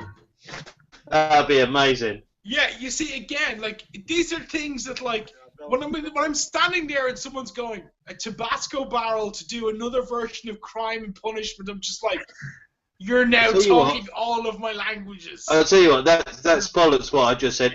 Worcester sauce and Imperial Stout's bollocks. But if you add plums into the mix, Worcester sauce plums, red plums, and an Imperial Stout works perfectly.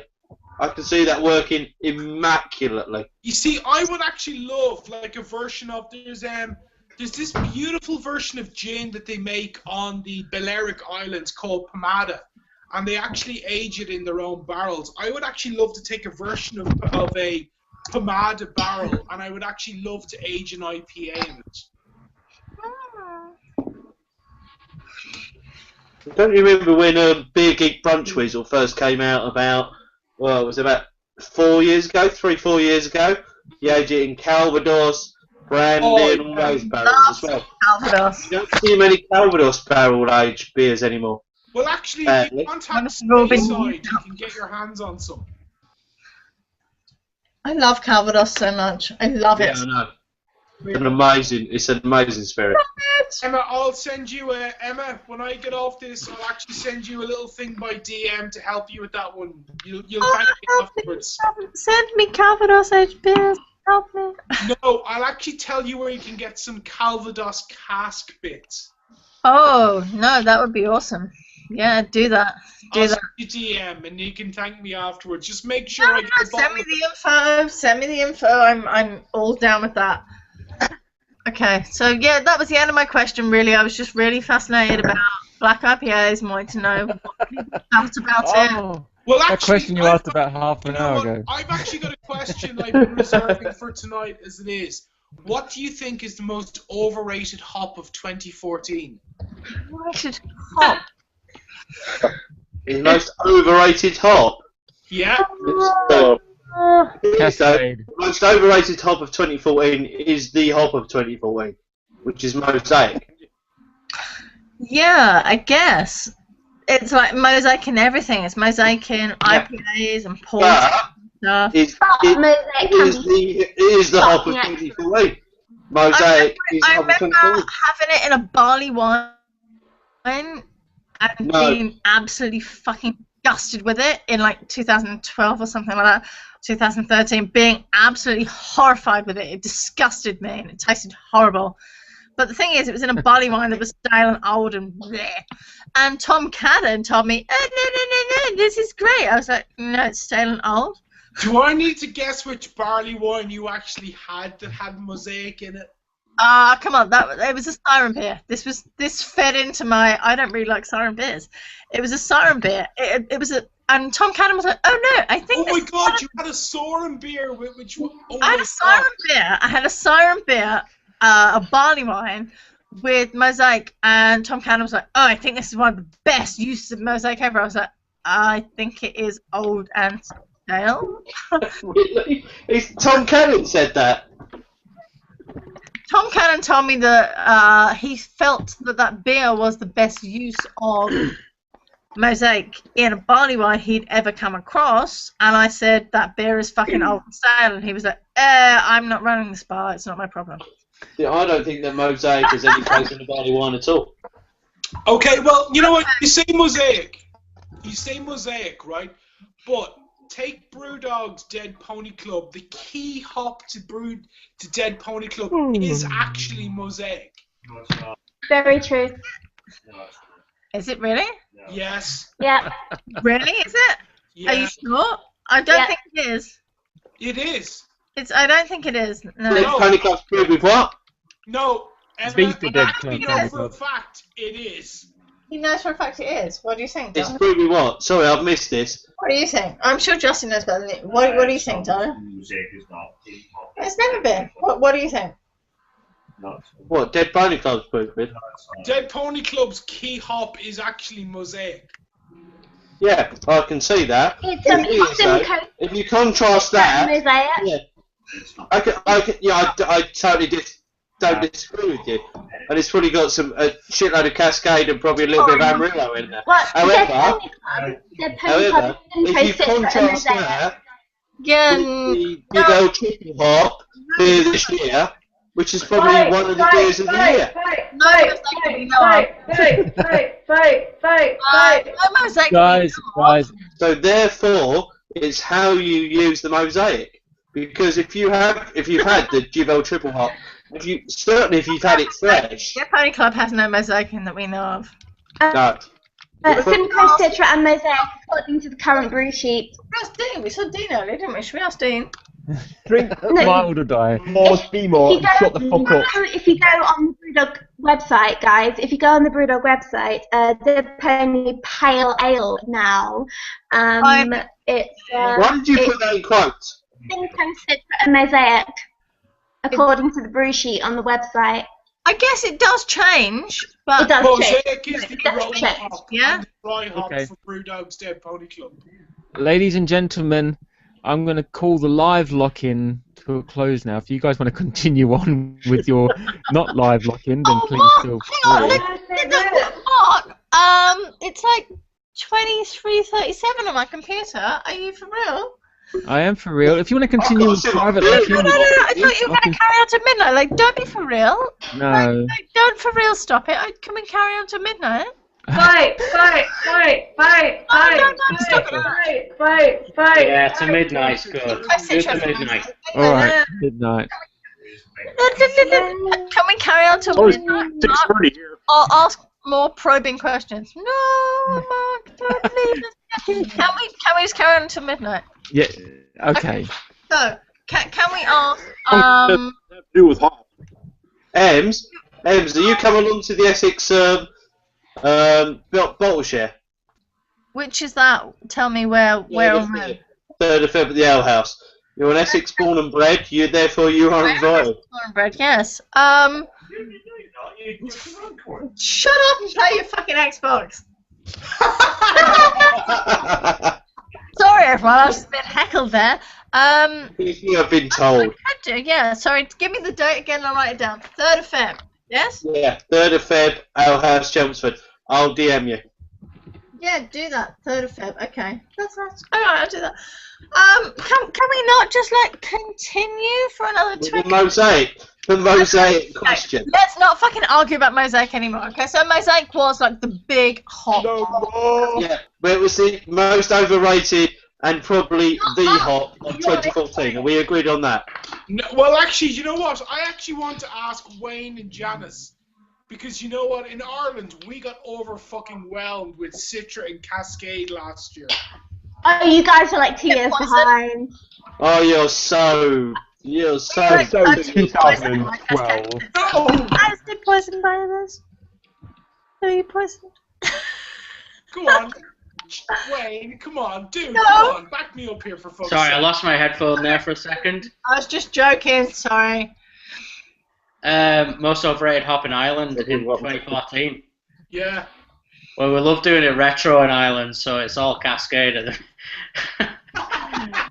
It's like, you know, Father Ted is probably a pretty close, accurate description of our craft beer industry at the moment in some cases. Oh, you mean bastard. Ah, but it's true, Ian. Oh, You know. Like, yeah, everyone's still using Cascade. Like, I think the big problem facing a number of Irish breweries is that they're all using the same malt base. Like, they're all getting their malts off the same maltsters. MCI. So they're all buying them off MCI. There's like maybe 2 or 3 that are bringing in like German Pale and Marisota from the UK and Two Row from the States. I would actually... Wait, hang on a sec. Just before Wayne continues, it should be on the record, I have a major hard-on for English Two-Row and Marisota. I agree. Shut your face. Marisota is so much better than American Two Row. I know, but the 2 of them, I have a major hard-on for. Yeah. Clarification is how many maltsters are there? How many people are making malt in Ireland from Irish ingredients? Look, see that? Look. No, Ian, we can't see. There's more than one. There's 3 It maltsters. feels like there's only fucking one. There's 3 maltsters in Ireland, and Diageo have one of the big ones tied up in the Midlands, Beaumalt. They're actually Danish. Oh, no, not Danish, Dutch, I think. Yes. But, there's another maltster in Northeast Ireland, and then obviously MCI and Cork would supply a lot. But I think like the problem is that I know if we kind of look at curves and everything, the Irish industry is easily, 2-3 years behind, maybe closer to 4 or 5 behind where the UK is in terms of trends. We're definitely at least 10 years behind the States and what they've been doing. But I think the big problem is that there's a lot of play it safe. There's like everyone who seems to launch with a pale ale, a red ale, and a stout, which, while a good stout is great, good red ale is great, and a good pale ale is great, but if you're all making the same pale ales off the same malts, the only difference is your hops, and if a lot of guys are using Cascade, you might as well just be drinking the same beer with a different label on it. What happens when a new brewery launches in Ireland, dude? How much rage do I actually invoke? Yeah, a fair bit. I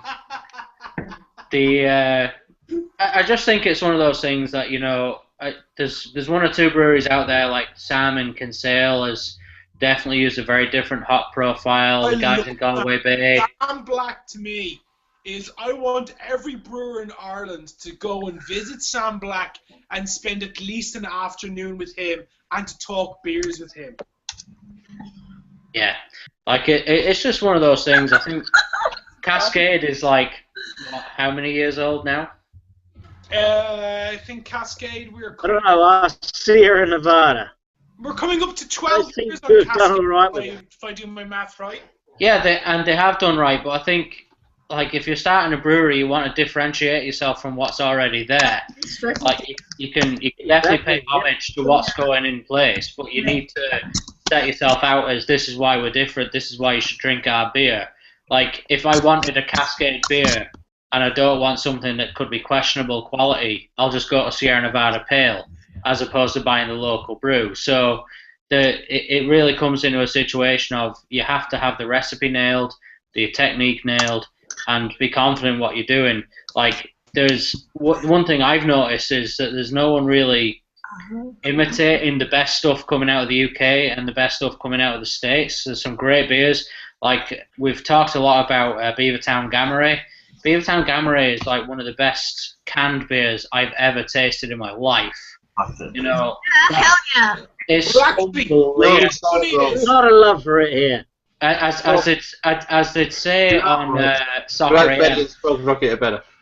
unbelievable techers. But at the same time, you know, would it be that difficult for an Irish brewer to come up with something similar, but not necessarily the same, but could be as hopped in it? Well, actually, you know, Wayne, you say that. Hang on, take a sec. If you remember Sam Black at the Irish Beer Craft last year, I remember saying London round and took his Topaz hops. Well, I and said did a it's smash not a of culture of Topaz. That's what I said, and then it's just upsetting, weird stuff. Okay, right. Sorry. I was just thinking about other. See, as you know, Okay. beer is brewed from ingredients being water, hops, yeast, and malt. So you've got the maltsters there, but who is cultivating the wild yeast? Oh no! If You're someone not is in the USA. Yeast. Have you got anyone doing that? No. Here's the fucked up thing. Yes. The majority of yeast that you find in Ireland are actually US-05. This is Really? Yeah. Oh, bloody hell. There's not even a Pacific Ale yeast. There's not even a West Coast IPA yeast. There's not even like Y Yeast 02, which I think is possibly, if you're going to actually make a fucking beer, go to Y Yeast and actually start working from 1 to 9. That would be my You must develop an Irish yeast, surely. Dude, US-05 is the predominant yeast that's used in this country. Why is no one trying to develop an Irish yeast? Because here's the thing: the majority of people who are doing beers are not brewing on a regular schedule where they can actually harvest the yeast and actually use it. They're actually brewing maybe 2 brew days out of 7 days, or 3 brew days out of 7 days. I think you'll find is that most breweries just can't afford to do proper yeast washing and cleaning and do all the things that's necessary for it. It would be nice, I think, for a lot of breweries to do yeast washing, but it's not always all that feasible, and they don't necessarily have a skill. I think only 2 breweries in Ireland have actually done it, and I think one of them is White Gypsy, and I think the other one is actually, I think Hilden have actually done it once or twice. Okay.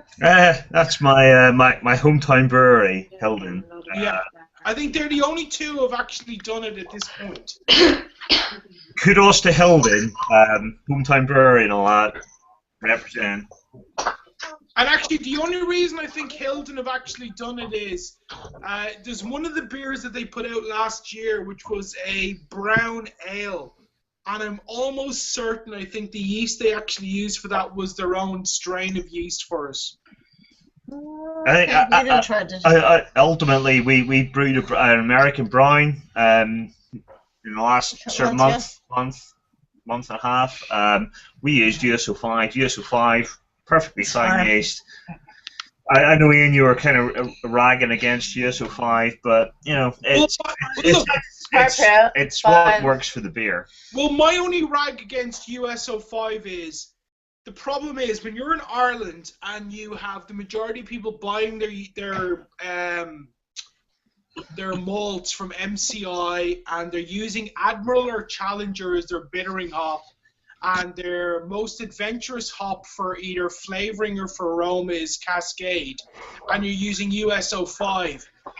Every single beer starts tasting the same, and it gets really, really annoying that you're drinking the same beer over and over, but with different labels on it. That's a very good point, and I think that you've got two components there. You've got bittering hop, and you've got yeast, and potentially you've also got malt. How's your Xbox going there? Yes.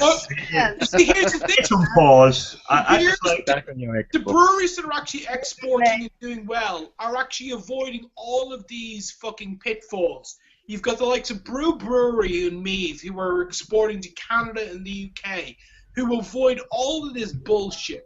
You've got people like White Hag, who are predominantly built as an export business. And you've got a couple of other breweries who are not falling into these traps of, if I do X, Y, and Z, I will get these components put together. And they're not falling into this trap of, if we use the same 5 things, we can get this magic quadrant going.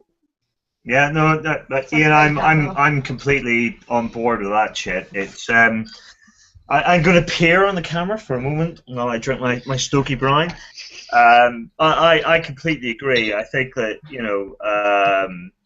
some of the best UK breweries are doing really interesting stuff with yeast. Well, Beer Co. I'm really looking forward. I'm with Connor and on this on Cloudwater. Look at Weird Beer. Awesome stuff. Weird Beer. We don't do some weird stuff. We should probably do some more weird stuff. But look at Weird Beard's actual yeast experiments last year. Some of the stuff that Weird Beard actually put out last year was just, from a yeast standpoint, I literally had to pick my mind up off the wall because of how actually weird and how experimental it was. And if I think about I'm one of the brewers, and I'm not entirely convinced. That's a fair comment. I think it's more a case of we're willing to do something a little bit more experimental occasionally, but like Wild Bear Co., Cloudwater Brew, I'm massively excited about Cloudwater. Definitely. I am super fucking excited. I really can't wait for what they're going to do. I was so happy what Weird Beard actually put out in 2014. There was a double IPA you guys did. And I literally, as soon as I had it, I can't remember the name of it, and I feel really bad that I can't remember the name of it, but I remember I had it, and I was like, Jesus Christ, this has actually got all of the elements that I actually expect to get from a proper IPA. It was beautifully hoppy. It wasn't overly hoppy. I wasn't hop oils all over the place. But the yeast profile that was in it was just like, oh, why aren't people using this fucking yeast to do it? Well, pretty much 2014 is US-05. So, yeah. I don't know how that was used. It's the black pretty straightforward writing on it. If that's an identifier, it's something I can think of in my head. Well, the only thing the only other things that we did were like the Hacienda, which was for the Indie Man Beer Cup, was 3-7-11, which turned out really good in the end. But you know, we've slowly switched over from Brine 97 to US-05, so we're trying to keep the yeast profiles fairly down. But 2015. Expect some interesting yeast. I will say that. I think that there's some interesting stuff coming up. I'm not going to say I'm the person behind it, but yeah, expect some interesting beers coming out over the next 6 to 12 months. Greg and Brian have got some good ideas. I'm there one day a week. I'm a part-time brewer, for fuck's sake. But I'm being given a chance to sort of stretch my legs, which is quite good. I brewed Scottish BJCP Scottish 80 with the US-05, and that scored 44 points on the BJCP score sheets. Well, do you know what really funny is? I actually, someone says to me when I'm brewing my beers, one of my actual preferential yeast to actually go for is Pacific Ale yeast.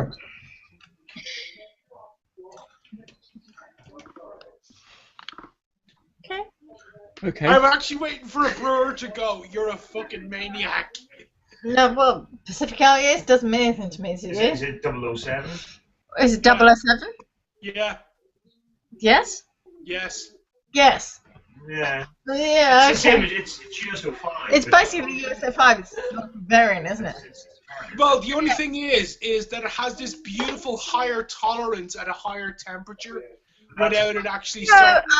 I really haven't heard enough from Connor this evening. I want to hear more from Connor. You're there. Talk to me. You're right there. I mean, I kind of want to say, like, how's your wedding and stuff, but that's probably inappropriate, isn't it? I think actually some people refer to it as the Vermont beer or yeast. something. I don't know, but are you okay, Connor? Hi, I just want to say hello. Where's me, Connor? I think he's gone. I actually had one brewer turn around to me and I was like, yeah, I really like Pacific Ale yeast. I got married. I won't mention which brewer it was, but he turned around and said I was a fucking maniac for the fact that it was my brand.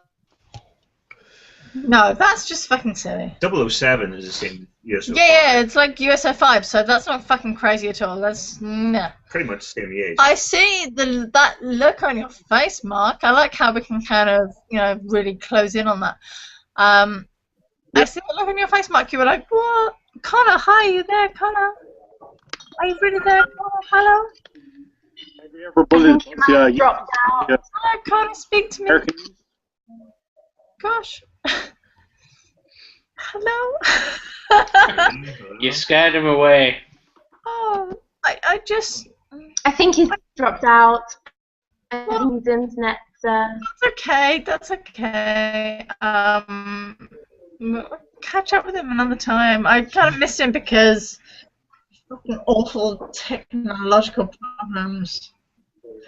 Okay, fine. Okay, fine. It's not a problem, really. But it really is. But okay, but it's not really a problem. Okay.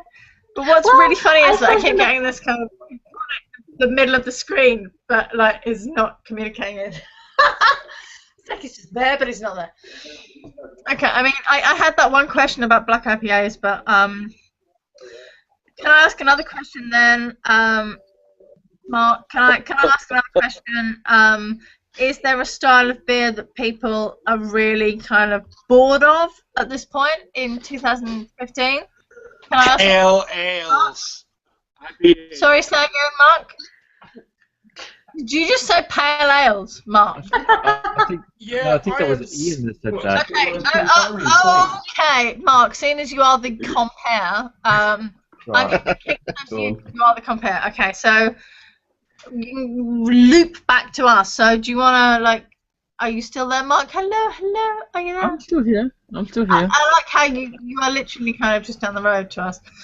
I like that. Okay, so, Emma, blow him a kiss, he'll feel better.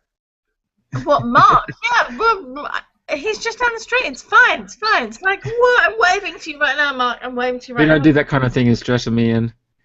Well, we'll see you soon, darling. We'll see you soon. We haven't seen you for a while, but we'll see you soon. Okay, so a question: is there a style that people are utterly bored of and don't want anything else to do with? Red ales. All right. Yeah. Yes, I love this. I love this argument. I love it. Okay, come on. So, Okay. Mark. I'm not going to say IPA in case I get more shit on Twitter than I'm getting I tonight. will give you all the shit in the world if you say IPA. Please tell me when I say you're bored of it. I don't mean you hate it necessarily. No. You could just say Amber I don't hate ales. it, but I'm just like a little bit bored of it. I'm bored of Second amber Mark ales. shits on an IPA, I am going to kick his fucking ass. Emma. Did I stop? Oh. Oh, dude. I'm back in the room. How we doing? Yeah. Put that Emma. I didn't mean to. Oh no. Emma. Yeah, show your face. For me, it's amber ales. What about you, Wayne? Oh! Don't say ever ale, but it's fucking hard. You Well, beer style I'm controversial bored fucker. of. Excuse me? Stout. Did you actually do amber ales? Yeah, that was my answer, Ian. You'll get your own turn in good time, my son. Oh, you bastard. Amber What about ales, Jan? how dare you? Well, I have to disagree with Wayne because stout is something I'm only beginning to enjoy. Stout was my nemesis, but as a beer style, I don't think I'm bored yet. You don't have to have an answer. You know, you could just say, you know, I love everything. I don't Rowan? love everything, but there's some out there that I would choose over others. How about you, Rowan? Oh, how about me? So no, nothing really. To be honest, Okay. I mean, every brewery has to start out with a certain profile of beers in order to get into like pubs and bars and shit. There's not really anything that bores me. I only sort of drink things that excite me anyway, so I guess a lot of things bypass me, which I know sounds kind of dickish, but I'm not so big on saisons. I was never massively big on saisons, but whatever. Yeah, everything's good, man. How about you, Justin? What are we talking about here? Beers that don't excite us. Beer styles that you're bored of. Hello, saison yeast. Goodbye, saison yeast. Hello, spicy white pepper. I don't give a shit about that. What I like, well, Emma's. What I like is saisons that are different. I like a different saison. Right. Oh, wow, Tim, how about you? Amber ales, and so you're talking about amber ales. Why the We're fuck are talking you about amber running ales. here by a colour? Jim, what about you, mate? Guys, I'm gonna say goodnight now. Because Okay, my no. computer keeps dying. Me! Speak to me. I'm saying bye. Don't say goodbye! Can you say goodbye? I'm saying goodbye with this. Goodbye with this. Goodbye, Houseman.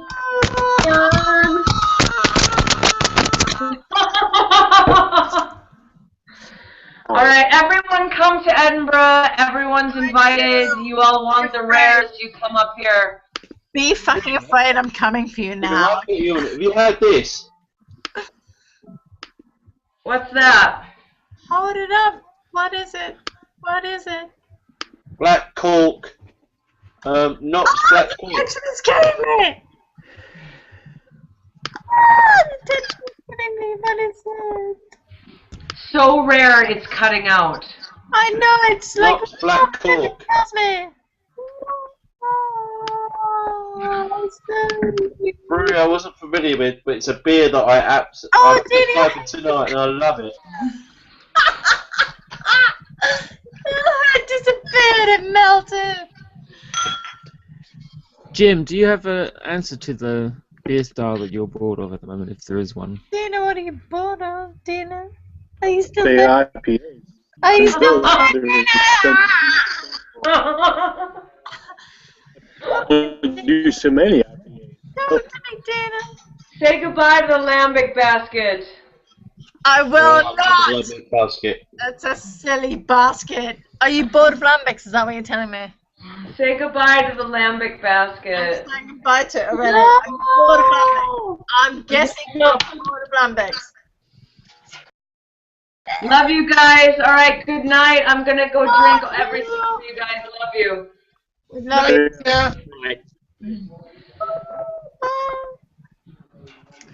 Sorry, Jim, were you saying that IPAs are what you're bored of? I am. Go on, I'm sad. I'm so sad. Okay. Clay, how about you, mate? Is that me? Yeah. Yeah, no. Actually, it's got to be saisons with loads of shit in it. No. I love your answer. Saison DuPont done the same thing forever, and it's lovely. Why not? Yeah. Whatever. Can't argue with that at all. Ian? Ooh! I'll tell you what I'm actually pissed the fuck off with. No, what you're bored on. And go, I am making an extreme IPA. When someone actually uses the phrase, I'm making an extreme IPA, if my definition of an extreme IPA is totally different to everyone else's. So when someone says, I'm making an extreme IPA, that pisses me off. Tell you what, if someone says that phrase and it doesn't live up to your expectations, can we send you around with a bullwhip? I will actually go around with a howitzer gun, loads of C4, and possibly a whole heap of other stuff. Bullwhip's a bit tame then. I get really annoyed when someone says they're making an extreme IPA, and what turns up is this really limp-wristed, piss-water, like, pale ale. So would you say that So your what answer would- to the main styles to what would board on is you extreme describe IPAs? as an Huh? Go ahead, Rowan. What would you describe as an extreme IPA? An extreme IPA to me is someone who dares to try and push beyond Dogfish Head's 90-minute IPA. Master. If you even dare to wander into those waters, you have the right to say you're making an extreme IPA. Thing is, though, Are we talking just ABV? Are we talking No, like not ABV. I'm talking about initial taste, flavor, aroma, the whole nine yards. there And so are what- plenty of English IPAs that are pushing beyond that, though, aren't they? In taste, flavour. I think I've only had one beer this year which could qualify as an extreme IPA. Which was 90-minute IPA by Dogfish Head. really. And now, You think? what percentage are we classifying an IPA as? Between see, what to me, that's percentage? Very interesting. You know what? Actually, Rowan, you raised the most beautiful question in the world ever. Because to me, if you're making an IPA, I go, okay, the home of IPAs in the world for me right now is San Diego and West Coast IPAs, which means you have to have a minimum of 7.5% to be a qualified IPA. A qualified IPA. Okay, we do have styles. We can go with the US BJCP style, which is. And you know what I'll do with the BJCP styles? I'll wipe my ass with it.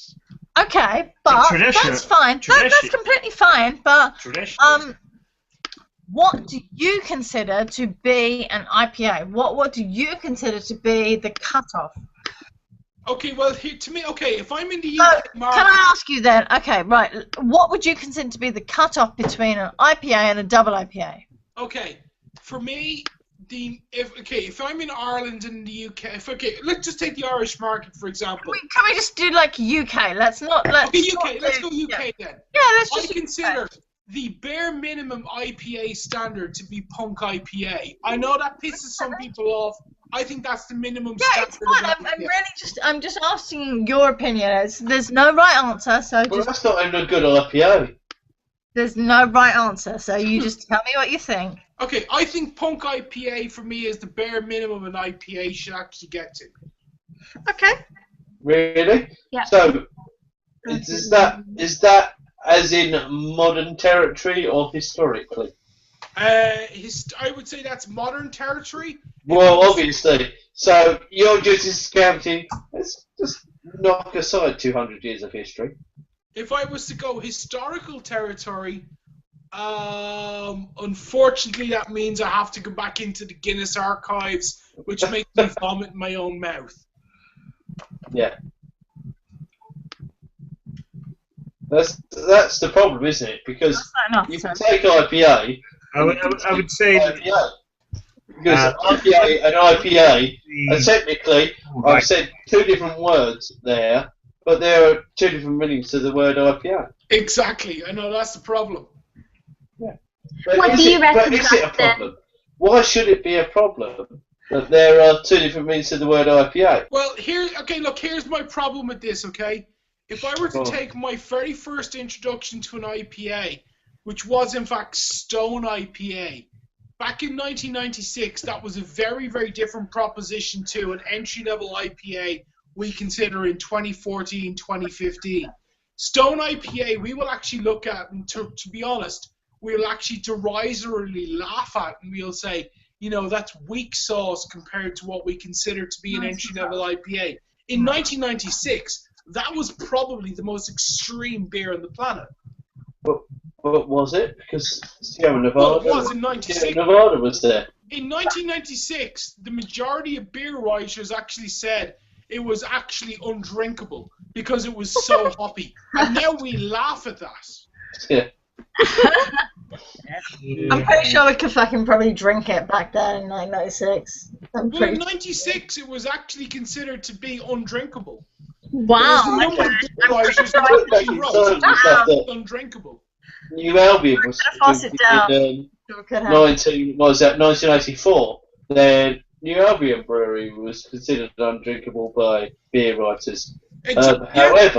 However, if you look at things that the IPAs, and if you look at London Brewery IPAs, they were far more hoppy. If you look at the recipes for that time, than even New Albion was, and even Sierra Nevada was in 1980. Yeah, but if you think about the historical genesis of an IPA, if you think about how an IPA actually had to endure for its journey from its actual genesis, it would actually have been borderline fucking undrinkable. Yeah, but porter was a reaction to the hoppy IPAs. Exactly. Yeah, which is, well, we were going back to the 1840s here, because the hoppy IPAs, this is why it's just not a nonsense, because the hoppy IPAs in the 1840s were far hoppier than the New Albions or the Sierra Nevadas. This is why it's just crap. Actually, you know what's funny is you say that. If you actually read Ken's book about the origins of Sierra Nevada, you start having these little doubts and questions in your head. Yeah. Well, Kent Grossman didn't produce the hoppiest IPAs ever, because if you look at the English brewers from the certainly the 1840s through to the 1860s, they are producing seriously hop-heavy IPAs. Well, actually, you know what's funny is you say that. I had this conversation about 6 weeks ago with another brewer in the UK, and one of the things that came up was the actual change in approach to in the UK in the last 30 years, and the fact that brewing IPAs in the UK in the last 2 years has actually been changed and influenced heavily by American West Coast hops, in particular hop varieties that come from Oregon. Yeah. Okay, gentlemen, I'm going to stop you all here. You can continue this on offline if you want to, or we will. In the non-broadcast portion of this, this live Lockin. But I'm going to call this to a close now because it's past midnight and I'm tired. So, thank you to you all for joining us. A spicy nibble mix. I'm sorry, Jan. Thank you for hosting. And Penny Low. Yes. So, Wayne, Jan, Rowan, Justin, Jim, Clay, Connor, who has disappeared, Dina, who's disappeared, Emma, Ian, thank you very much for joining in tonight. Oh, miss you, Mark. I've seen you for ages. I saw you like a month ago. It's not often enough, sorry. Because you are like 5 minutes away on the bus. Yeah, I know, it's chemistry. You should like Emma, I'm in the UK next month and I'm coming to London. I want to visit your brewery. Oh, yeah, you should. Our brewery is like our kitchen, but come on down. Ian, let me know when you're in town, mate. We'll go for a beer. Oh, we will. Oh, we will be going Really, for you beers. want Trust to do me. that. Thank you to everyone. I hope to catch up with you again at some point, sometime. Thank you very We much. miss you, Mark. Thank you, I miss Mark. you too, buddy. And